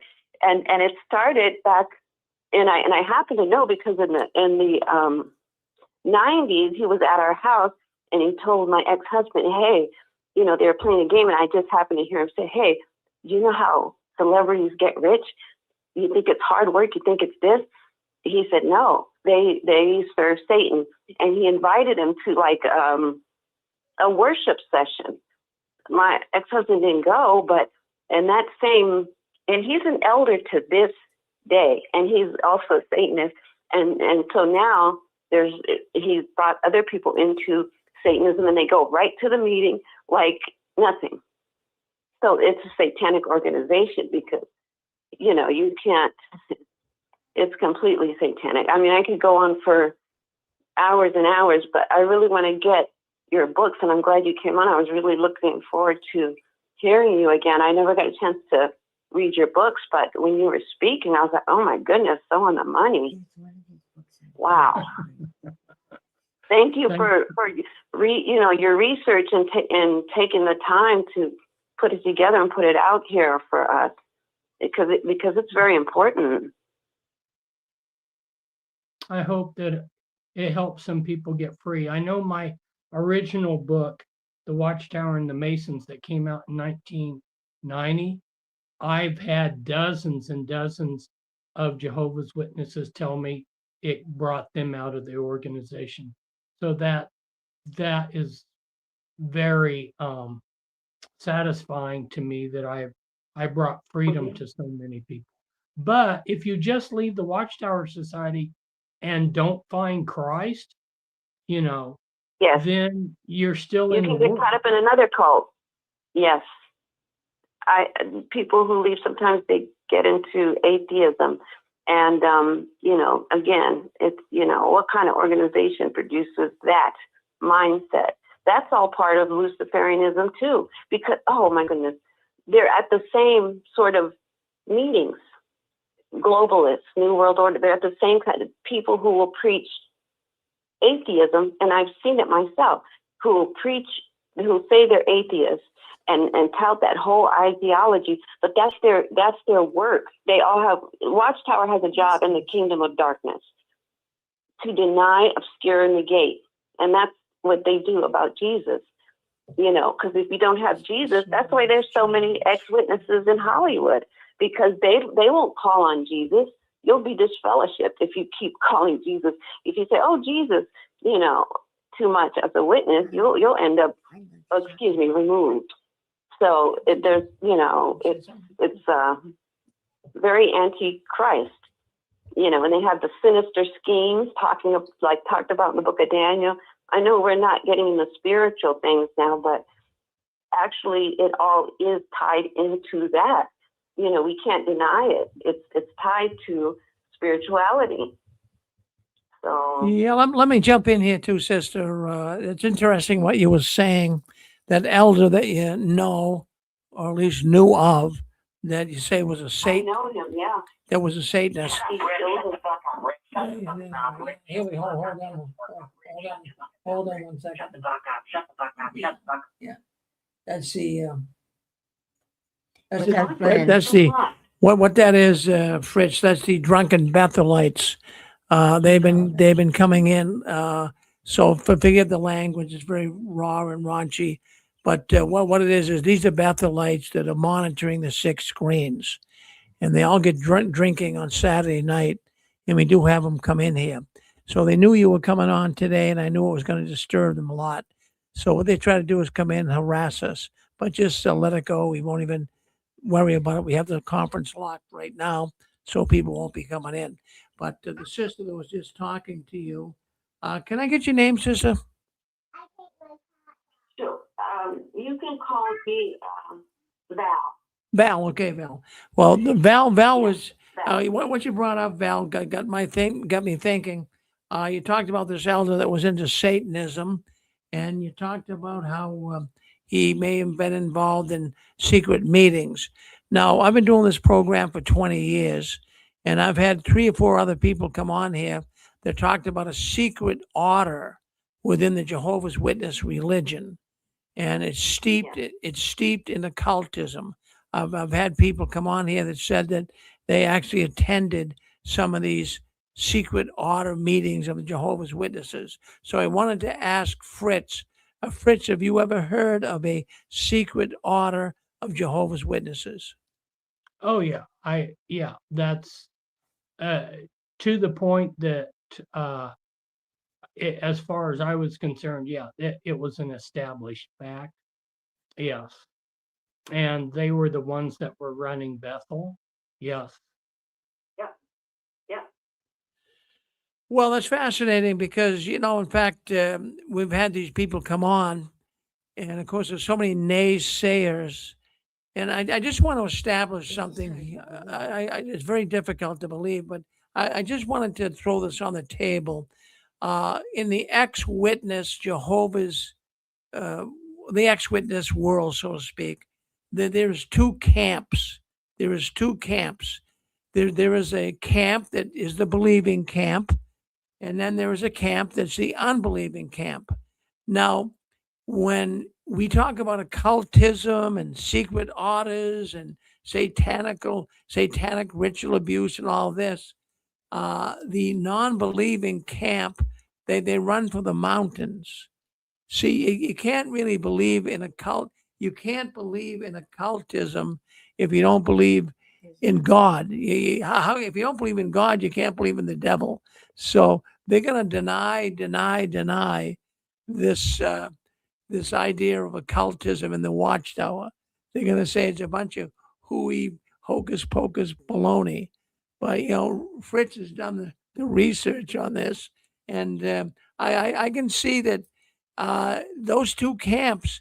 And I just want to say for the record here too, and we've done surveys on this, and I'm going to just throw this on the table. I'm going to ask Fritz because I never discussed this with him. But Fritz, what percentage of Jehovah's Witnesses would you say reconnect with God after leaving the Watchtower? Very few. So when I was a missionary to bring Jehovah's Witnesses to Christ, the real Christ, I bumped into a lot of Jehovah's Witnesses that said, I've left the Watchtower Society. I'm no longer a Jehovah's Witness. But when I started visiting with them, I discovered no, the only thing that's happened is maybe they couldn't give up couldn't give up cigarette smoking. But once you got to know them, they were still lock, stock, and barrel thinking exactly like the Watchtower Society has programmed them. So these people that are coming out of the Watchtower Society today that are just discouraged because of all of the strange changes. They were told that beards were bad and that you needed to wear a tie and things like this. And now, they're confused and they're leaving. They're not leaving because they no longer think like the Watchtower Society. So going back to an earlier question you asked, so one of the things that I realized very early on in trying to bring Christ to people is that there was actually a demonic force field around these Jehovah's Witnesses. And you could talk to them and the words would bounce off of them. You had to somehow say something or do something that would crack that force field, that demonic force field, so that your words could get in. And sometimes the Holy Spirit would give you a sentence or a word that you could say that would penetrate to their heart and work on their heart. But just to talk to these people, their minds are in a demonic force field, and what you say just bounces off. So, what percentage? I would be afraid to put a number on it, but it's a minority. I've seen people leave and become atheists. I've seen them leave and become a Buddhist priest. I mean, you just like, whoa, I thought this person believed the Bible and they're going to become a Buddhist. Well, a pretty accurate number, a percent that we can put on that after 20 years of doing this program. And we do a Sunday program too, which is more theological. And talking to thousands of ex-Jehovah's Witnesses, 20%, 20%, Fritz, is what we come up with here. Yeah. Okay. Yeah, the 20% will actually want to, you know God and get to learn more about him and learn the real truth from the scriptures. But 80%, they just go on their way and they think all of this is a bunch of nonsense with occultism. And like you just mentioned, you mentioned the demonic field. And that's a good way to put it. I haven't heard that term used, but that's a good way to put it. When you try to get into a discussion with a witness, it's like you enter a demonic field. You can't get through. You just can't get through. It's really frustrating, Need a sledgehammer. and it's something that is more than normal. It's something that it wakes me up at night. But I'm telling you, I have relatives. I have relatives that are Jehovah's Witnesses, and it's very, very. I wonder what the glue is, and I'm trying to. I think that's what the mind control is. Yeah. Because I know my mother at the age of 100, when they tried to take her house, it's like the wall came down, and she's like, the governing body is not Christ's brothers, and you're not getting my house. So that was enough of a shock to wake her up. But most of them, they have this repeated message, and it's repeated so often. And I'm sure Fritz would have something to say about that. The techniques that are used in the Kingdom Hall, there's so much repetition. Well, They use known mind control techniques for sure. Rick nailed Rick hit the nail on the head, because when I would be out, I made up my Be Wise as Serpents books by photocopying, and I would go to Kinko's and photocopy from midnight till 4 a.m. because if I remember correctly, they gave it half off, so I could do my photocopying at 50% off. And people would come in there and they'd look over my shoulder and they would see the word Illuminati or Satanism or something in the text. And then they would go off on me and they would say, oh, that's just your opinion that these people are Satanists and that they're evil.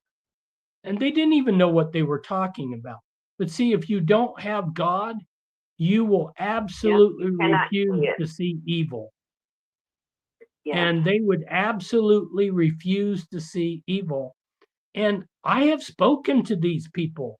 Some of these people that I worked with, some of these people, either they were Luciferians or Satanists, they would openly say what they were. It's not something I made up. But I had plenty of people that would tell me that I made it up because they didn't want to believe that evil exists. We got a caller, 720, area code 720. You're on with us. Go ahead. Hey, Rick, it's me, Dan. Hey, nice hearing from you again, Fritz, and great show. Yeah, I was just listening in. When I heard that guy come in and cuss like that, that's pretty much TikTok. When you challenge any Jehovah's Witness, if you go on any of the Jehovah's Witness channels and you say, hey, I was a witness, I'd like to, if you guys want to hear why I left, I'd like to come on. They invite you on. And literally within 1 minute, you bring up one prophecy or something that didn't come true, and they are cussing and swearing. And these ex-witnesses are sometimes inviting witnesses on and saying, it's like they're possessed. And they invite a witness on and they say, yeah, hey, come on in, man.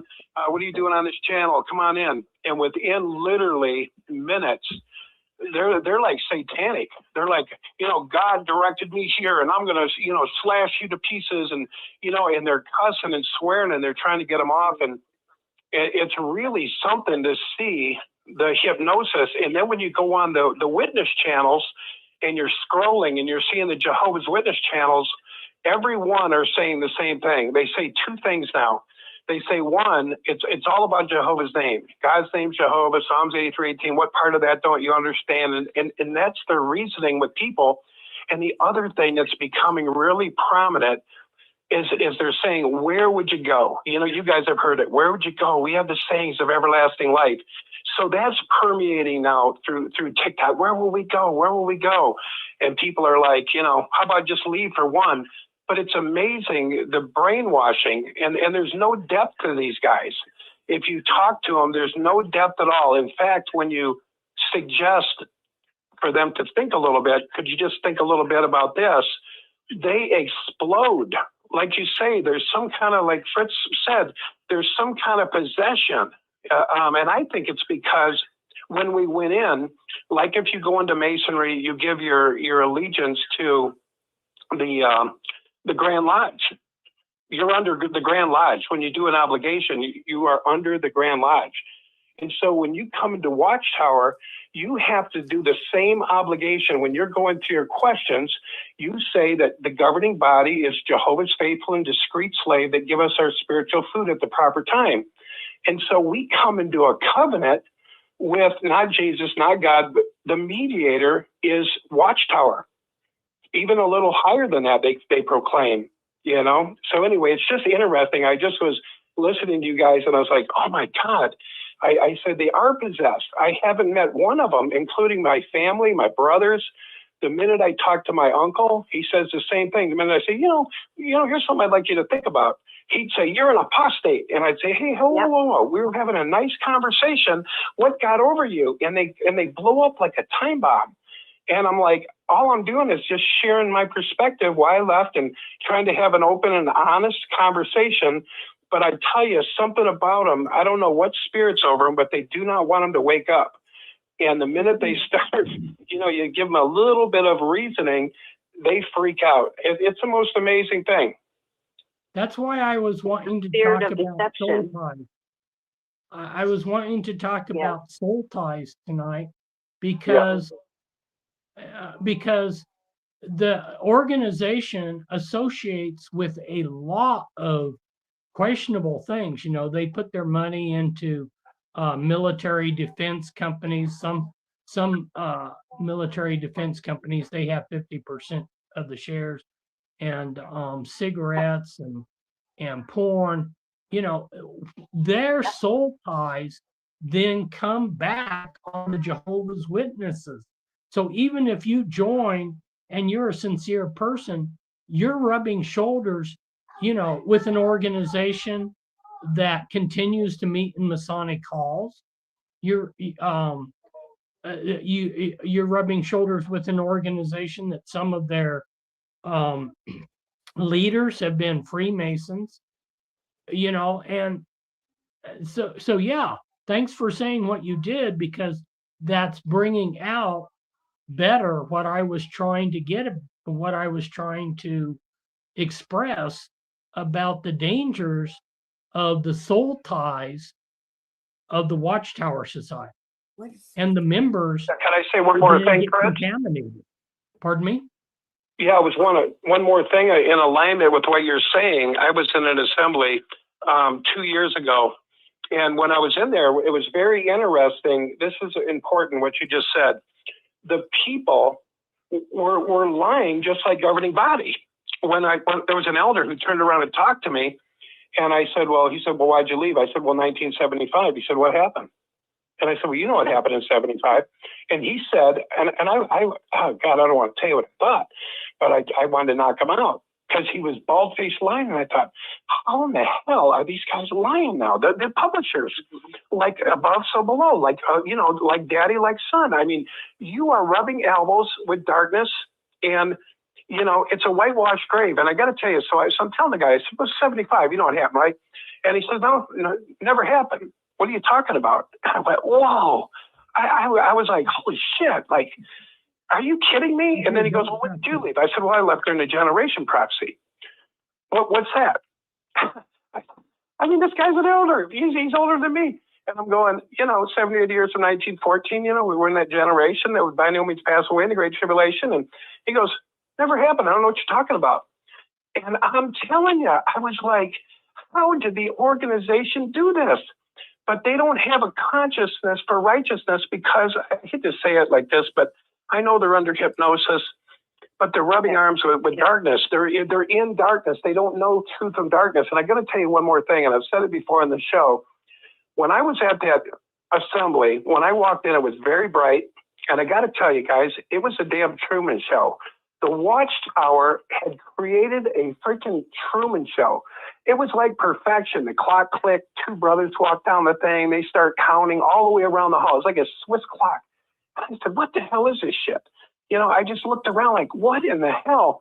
It was the perfect Truman Show. And you know, these guys were lured in. I feel bad because they were lured in by Scripture. That's why a lot of them don't want anything to do with Scripture, because Scripture is what do they call that when a pedophile lures a kid in with candy? What do they call that? Grooming. Think about this, guys. This is a word that keeps popping in my head. We were groomed by Scripture. We were groomed. We were like, here's the candy, paradise tomorrow, 75 generation overlapping. And we were going after that candy. And then, but at the same time, they were programming us with fear. They were fear. Jehovah's angry. Jehovah's jealous. Don't leave. Don't. And so they had our asses. We got groomed by a Bible. And that's why so many people think it's satanic. They don't want to touch the damn thing. I was lured in. I was abused. I was fucked. You know, I got screwed by that thing. And so they're terrified. So anyway, I can understand why they're scared to go into churches. They've been told that's a world empire, false religion, Babylon the Great. You know, they're in a toll. But I got to tell you something, guys. When you come out of that altar, because we are in an altered reality, they built an altar within our temple. Within our minds, they built an altar based on Scripture. We didn't doubt it because it was Scripture. We said, oh, absolutely. Do you know God's name, Jehovah? And we bought in 100%, and they had our asses, and they could tell us anything, and they still can tell them anything. But I just want to say, Fritz, thank you, and you guys, all you guys on there. It's just amazing to see how they've done this and that it's going on. But I got to tell you, people are waking up. If you go on TikTok, there's probably 50 channels, guys, 50 channels on there right now of ex-witnesses teaching hundreds of people, and it's coming unglued. Dan, they had our assets too. You're right. Yes, yeah, both. They had us both, and there was no escaping because mind control and fear and the branding that they did with us. I mean, we were toast. It was a miracle that we ever got out. It was a miracle that we woke up and, you know, our faculties, because you think about it, they shut down our faculties. They shut down our mind, right? They told us governing body would take care of that. You just ask governing body, ask the Watchtower. Then they shut down our hearts, told us our hearts were treacherous and desperate. They shut down our inner GPS where we had no navigation. The only navigation was Watchtower. So they totally took us over. Isn't that amazing? Wow, only the devil could do that and want to do that. Absolutely. Yeah. The control freak. Yeah. Thank you, guys.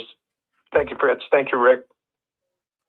Thank you, Dan. I have a question for Fritz. It's Maverick here from London. Is it? Yes. Yeah, hi, Fritz. I've been a long time watcher of your videos, going way back to 15 years ago when you did Prophecy Club, and I've got quite a few of your books as well. So I kind of know the backstory in with the layers that these religions have, the institution. Some of the things you said in the past was that they've been constructed for specific purposes, and it's like a different layers of the onion. And I was wondering what your thoughts are on whether, because we talk about sometimes how as the apostate so-called army that we are now in opposition to what Watchtower has done and the damage it's done, that somehow we can actually influence their downfall in terms of having them exposed and you know, or do you think that if the underlying foundations of it are constructed by the powers that be, that we have really, until they want to pull the plug, we don't really have much. We can influence the people to come out of it, but as an organization and institution, we won't be able to actually bring it down. sort of fundamentally bring it down. I was wondering what your thoughts are. So my question is really, do you think that it's the powers that be that put the Watchtower, i.e. Russell's foundational construct, has to be pulled from its source, like I pull the plug out, by the Illuminati, inverted commas, or the powers that be, or is it something that can be influenced from the outside? I just wanted to know your thoughts on that. Please. Yeah. Okay. you. Interesting question. So the Illuminati is wanting organizations like the Jehovah's Witnesses to actually fade. So that's opened up. That's opened them up to take a hit. They're not being protected like they were. They were not being. They're not being supported like they were before. So they're more vulnerable. But I really don't think that they can be totally wiped out by the apostates. Whatever's going to happen is going to come from the inside. And it's a little bit like the IRGC in Iran. You know, no matter how hard the U.S. military hits them, they remain standing. And the apostates can hit the Watchtower Society with all their strength, but I don't think that they will bring them finally down. I think the circumstances in the world where the world's going will do the job. And so, yeah, their time is limited. And so, you know, I would not invest in The Watchtower conference has Society been itself. unlocked. What was that? What that is, Fritz, sorry for that, but I locked up the conference call, the conference itself, a while back because of the Watchtower operatives. We call them the drunken Bethelites. They were coming through, so we have opened it up. So we got a lot of people calling in from pretty much all over the world. I got computer screens here set up at the 6 screens. You really got a buzz going here. A lot of people are really listening into what you're saying. So you're making a difference here tonight. That's good. Thank you, Fritz. Okay, let's bring them on then. All righty. Susan, did you have some thoughts for Chris? For Fritz? Well, Fritz, if it's going to happen from inside, what's going to happen to the Watchtower, we try really hard to bring the Watchtower down. Is this kind of a useless purpose? I mean, if there's like a force field around them that they're like, we shoot our arrows at them, but this force field just bounces them right off. Why are we even doing what we're doing? No, a good person always does what's good. You know, I can give different stories of missionaries that went to like some place, remote place, and were there. I just read about one this last week. He was there 17 years and then had to leave, was forced to leave, and never saw anything result from all of his work. Later, workers went into that remote area and there were Christian churches there. So, you know, we plant the seed. You know, a good person will do what's right. So plant the seeds. And God's the one, Jehovah, Yahweh. I would prefer to use Yahweh or Yahuwah, which is even more precise. But Yahuwah will bring the increase. And I have seen that repeatedly. I have gone out as a Christian, not a Jehovah's Witness, as a Christian to do street preaching.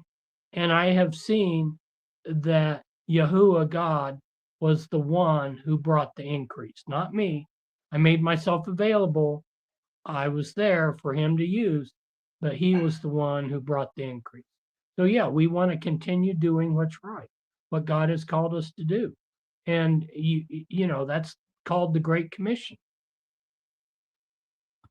Thank you. Well, another thought I have here, Fritz. I've been doing this program for 20 years. And I must say, when we first started 20 years ago, we couldn't get to first base. I mean, all the stuff we heard online, for the most part, was all propaganda for the Watchtower, how great they are. I mean, during the summertime, they would always report how, the cities where the conventions were love the Jehovah's Witnesses. They're bringing money in with hotels and restaurants and what have you. So we were getting no points on the scoreboard 20 years ago. But I'll tell you what, Fritz, right now, the apostates, we are lighting up the scoreboards. We are getting a lot of points. And seriously, like even Dan Clark was just on, and he was talking about TikTok. Between TikTok and YouTube and Facebook, I remember when I first started 20 years ago, actually it was back in 2009 that I started on Facebook, on YouTube, and there was only five other people that were doing YouTube in the ex-witness world. And Six Screens, we're the first to get 1,000 subscribers. Now today, there's some people that have 100,000 subscribers. So that shows that people are really leaving the Watchtower more than ever before, Fritz. And you've made a difference. All of the people calling into the program, all the YouTube creators, all of us have made a big difference in bringing this organization down. So that's the good news. Now I know you did someone want to say something? Go ahead. I was just going to say, Rick, that the assembly halls are half empty, if not three quarters. I mean, 1,300 here in Idaho. I mean, that's nothing. And these are the big conventions, where we used to have lots of people, 30, 40, 50,000. So that's one thing. But I wanted to bring this out tonight just as a way of encouragement. But you guys had a guy on tonight. I don't know if you remember. Did you guys have a guy in here from Norway Yes. tonight? No. He might have been on the earlier show, but yeah, he told me some things that were awful. And he called me yesterday and he said the organization is rotting from the inside out. This is God's Spirit. The organization is rotting from the inside out. He says, man, if you go on JW Match, he said, you call in, something like that. He said, there's 100 girls trying to get a hold of you. He said that a witness girl taking a break from a pioneering thing did a dance for him, a table dance, and says, oh, I got to go in service. What the hell is going on inside the Watchtower? These kind of things never happened. He said it's a cesspool. He said he was working on brothers' laptop, those little tablets they had, filled with porn, elders filled with porn, horrible porn. And he's like, you got to be shitting me. These guys are elders. These guys are running the hall, and these sisters are going in and confessing all of their sexual acts that they've done with their husband. He says, you will not believe it. He said, it's deteriorating. And he wanted us to know here, too, that when where did I say the guy was from? Norway. He said, when that came out, all that stuff came out in Norway, he said hundreds of elders left. Hundreds of them lost faith in the organization. So, guys, we're all doing a part. Well, it's breaking apart from the outside. We're outside strengthening the people that are coming out. We're telling them, we're validating them like we're doing with this show. But it's rotting from the inside, God. The morals have dropped. They're all lying for governing body. I mean, it's falling apart. And it is a whitewashed grave. It's like Jesus said, it is a whitewashed grave. About the Nicolaitans? Yes. Hold on. It talks about the Nicolaitans. Yeah, I got someone who wants to come on here right now. So I'm gonna go by area codes. Thank you, Dan. We're gonna go to 973. 973. Go ahead.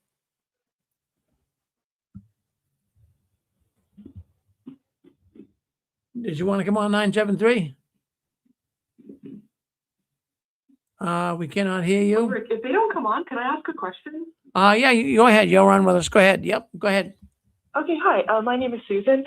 Fritz, I just wanted to ask you, I know it would be pure speculation, but just because I really respect your intellect and your astuteness, I was just curious if you ever posited to yourself, just in your own inner thought bubble, regarding the Anthony Morris incident.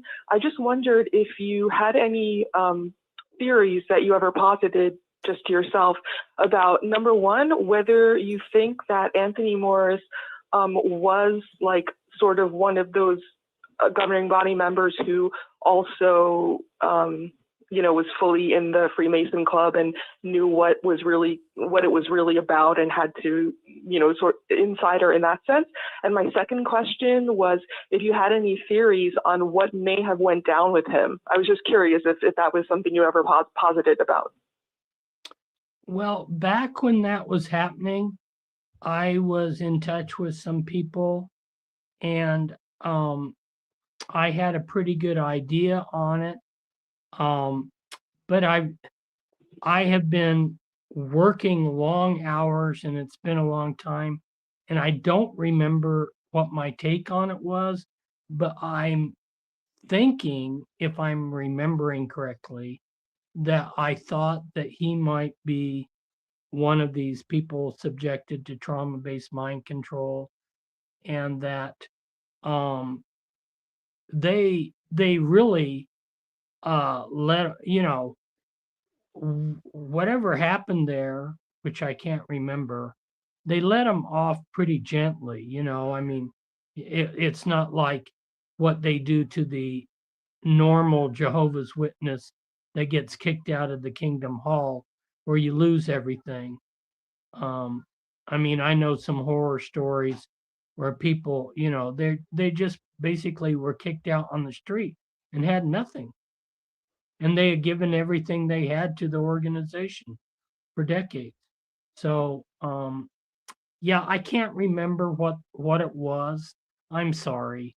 I Oh, should no have worries. probably Well, done Fritz, more homework before I came oh, on. not at all, not at all. Well, Fritz, one thing I'll ping back to you in reply, just a little side comment to what you said. It is interesting to me though that your inkling had a feeling towards that Anthony Morris was possibly one of the kind of programmed ones. Because he's also one of the few, if maybe he's the only one, who was a governing body member who was actually in the military. And you know how the military and the mind control and being a controlled, programmed individual can often go hand in hand with having been in the military. So that's kind of interesting. Anyway, okay, thank you. Well, Fritz, that's amazing. No, Anthony Morris. I mean, you know the whole story. He was really a hard liner. I mean, he would have been the last one I thought that would be leaving the Watchtower because he really, I mean, he really had seemed to be at one point a real hard liner, a real Watchtower member from going way back. But he's out. But no, it's fascinating. Now, Fritz, look at here's the thing. I know we can't do this all in one night. I want you to take a rest. Can we get you back on within the next month or so?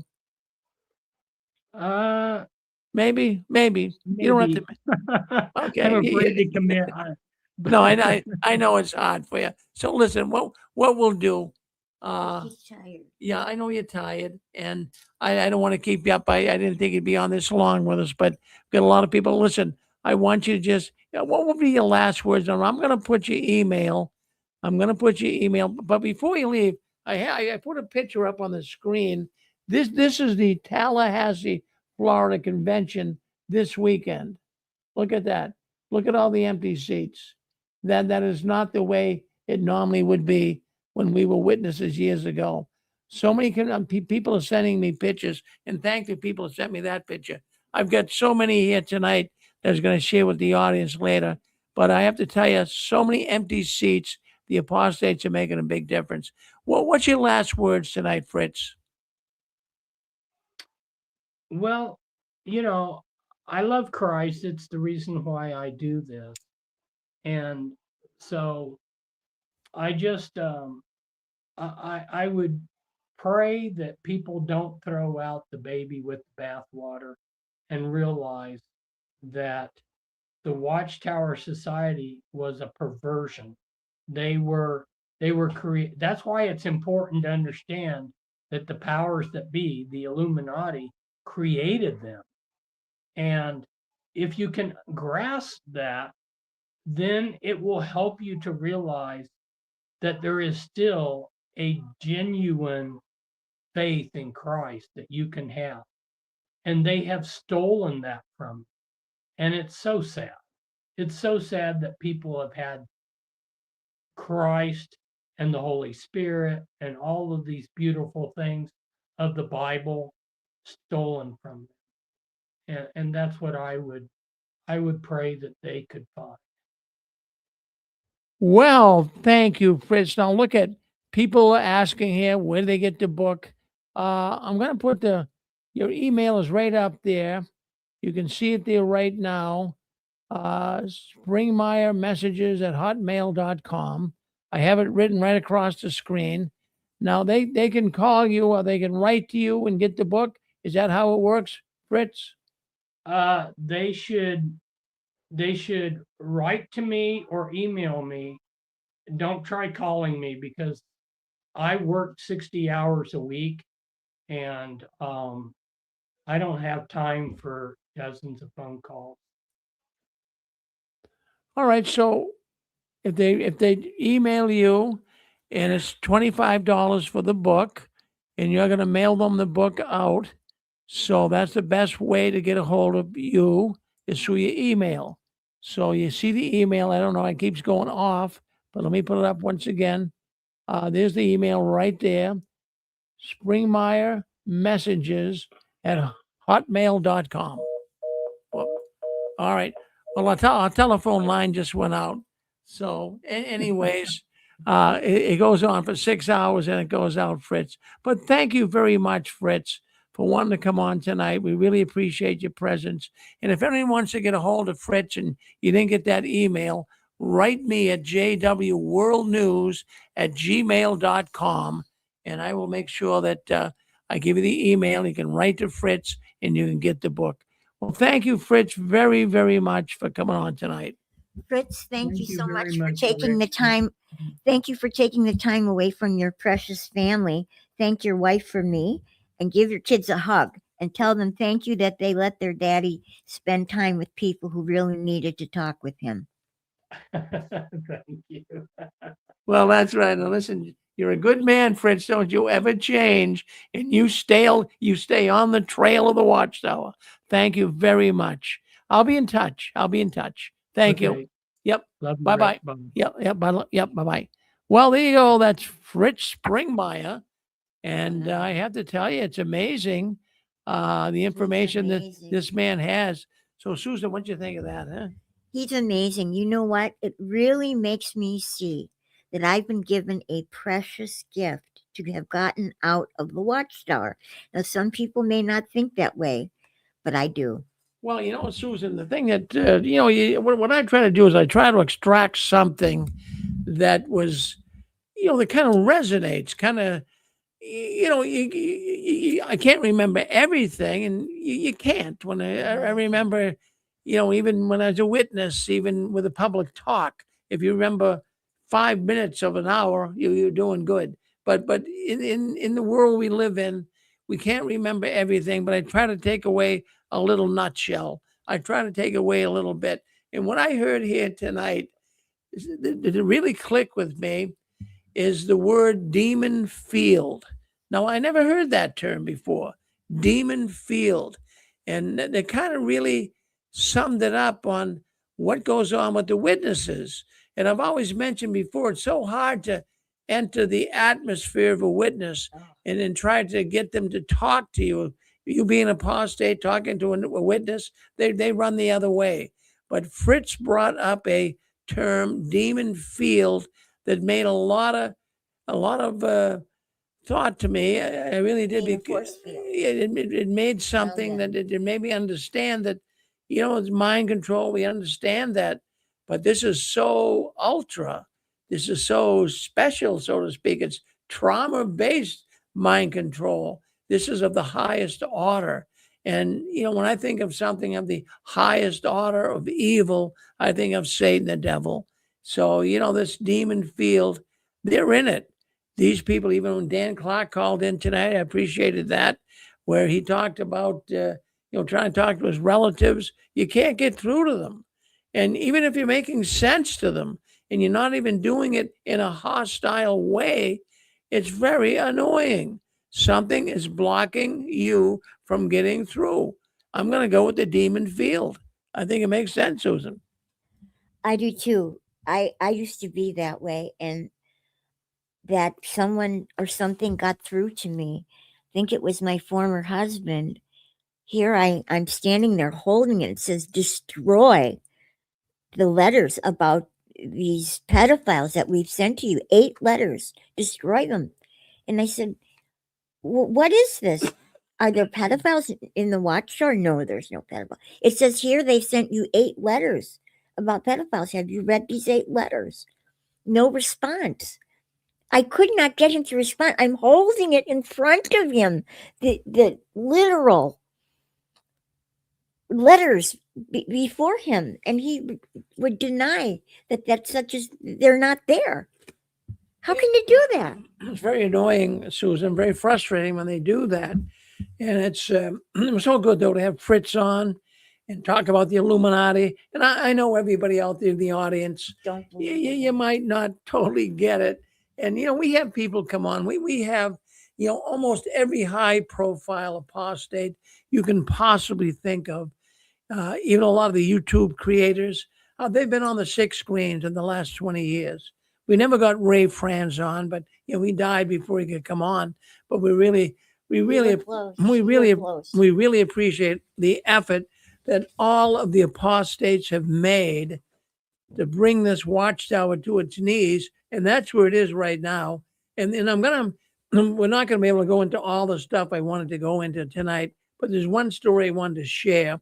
And then next week, we'll go into the convention attendance and pictures. I got a lot of pictures I want to show you, but it's getting kind of late. But I did want to bring this up. In fact, if you're listening, JP, you were going to share some thoughts with us. I'm not sure you're still on. But next week, if you can come in on JW World News, starting at 8 o'clock, we're going to talk all about the conventions and the seats. But there's one story I did not want to let go by the boards here tonight. And it's safe to say, and then I will say it without any question of a doubt, the Jehovah's Witness religion is dying. And it's dying everywhere. It's not just dying here in America. And more and more people are coming out, waking up, smelling the coffee. But, do you guys remember there was a special preaching activity that the witnesses engaged in? I never did it, but family members, my daughters did it. You would go into a rural, unassigned territory, right? And sometimes that would be like, for example, we lived up here in Massachusetts, and my daughters traveled with a group of witnesses from the local congregations up here to go down to Appalachia, Kentucky, a very Pike, Kentucky is where it was. And there was a congregation down there, but they couldn't do all of their territory. There wasn't a lot of witnesses. So some of the congregations in different areas of the country would go where the need was great in these rural areas and then spend a week or 2 there witnessing. And I remember my daughters came back from Kentucky, and they said it was so enlightening, so encouraging. This had to be 20 years ago, folks, but it's changed. I got some information that came into the 6 screens today. It's not like it used to be. If you went years ago into one of these rural, unassigned territories, you were like a hero. Boy, the congregation, they gave you meals, they invited you over.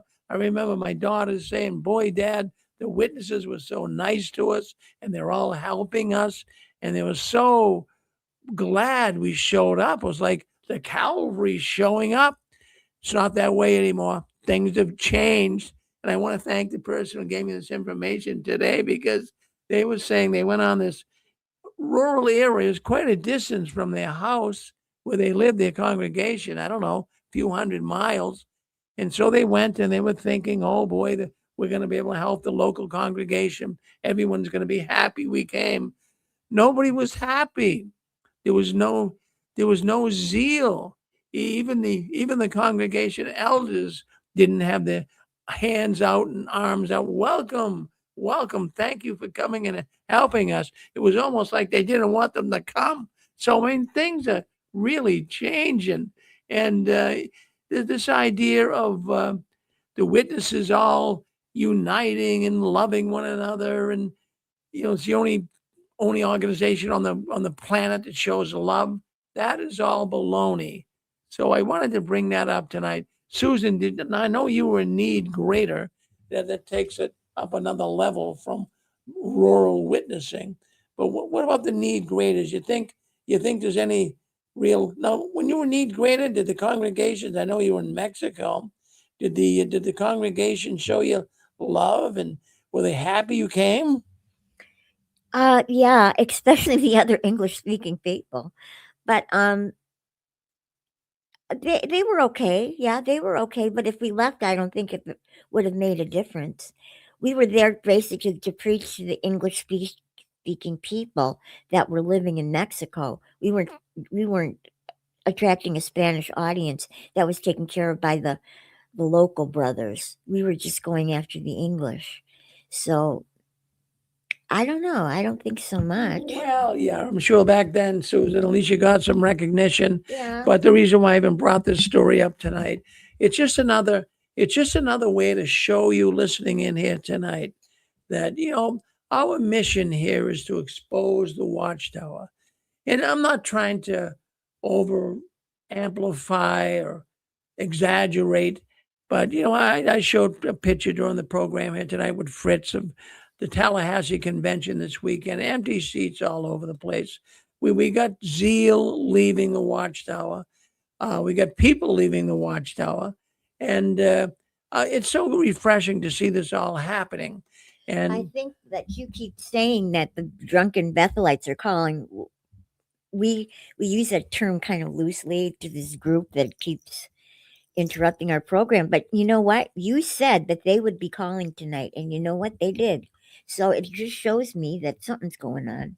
Well, I had a real feeling. In fact, at the outset of tonight's programming, I did mention during my previews tonight that with Fritz Springmeier coming on, the bloodlines of the Illuminati, that it would create somewhat of a confrontation with the Watchtower. They don't like that. They don't like Fritz. Because Fritz going into the way they operate and keep people in there with their mind control and their satanic occultism connection. So, they were aware he was coming on, so I knew they'd come on too. Now, we call them drunken Bethelites. Maybe they're not that drunk all the time. They are Watchtower operatives. These are people that have been assigned to listen in to not only Six Screens, friends. I don't want to tell you we're the only ones that get this. As even Dan said, ex-witnesses coming on TikTok, they're getting it too. These are Watchtower operatives. Many just might be irate Jehovah's Witnesses, but those coming in here, it's a consortium of operatives. I've listened to them closely in previous times they've come in, and there's more than one person. It's an orchestrated event. There's more people involved trying to disrupt anyone that's speaking up against the Watchtower. Well, folks, I want to thank you all. In fact, before I leave, though, did someone want to come in? Did you want to come in, 718? Did you want to say something? All right. 773. All right. 865. I see you guys are all in the, you're all mute. You're all unmuted, ready to go. But if not, thank you. There'll be no Six Screens Sunday tomorrow. That's next Sunday. We do it every 2 weeks. But I really want to appreciate, Susan and I both appreciate the fact that you came in tonight. You wanted to spend a Saturday night with us. And we really like that. We're meeting so many people. It's like having company. Susan and I talk about it's like having company coming in every Saturday night into the 6 screens. And I would like you to know, I hope that you appreciate what Rick goes through every week putting forth this program. And it's not just monetarily, it's using his time. His time is very valuable. He runs a business, he's got other things going on, but he wants to take the time to help you. So I hope you appreciate what he's doing for you. He really loves you. Well, I thank you, Susan, and that's true. I do this. I do this because we come on here because you're on here. People need help. A lot of people have been really hurt by this organization. Thank you, Susan. So, anyways, I want you to keep standing tall. But before I go into that little tirade, I want to let you know that there'll be an after party program. Now, what that is we're going to leave the telephone lines open. You see that number scrolling across the bottom. Write it down. If you want to come in and talk to people after this program, it won't be on YouTube. It won't be on Facebook. It won't be recorded, but it will at least give you an opportunity to talk to some people. You can let your hair down and converse with some fellow people just like you that have left the Watchtower. But remember to be civil, use good language in there, and then also do this if you would. Remember to mute yourself when you're not talking. You hit *6 to unmute. You hit *6 again to mute. So now I wanted to say this. I want you all to keep standing tall. Don't you ever give in, up, or out. In the last one, leaving the Watchtower, please turn off the new light. Good night, everyone. Have a good one. Good night.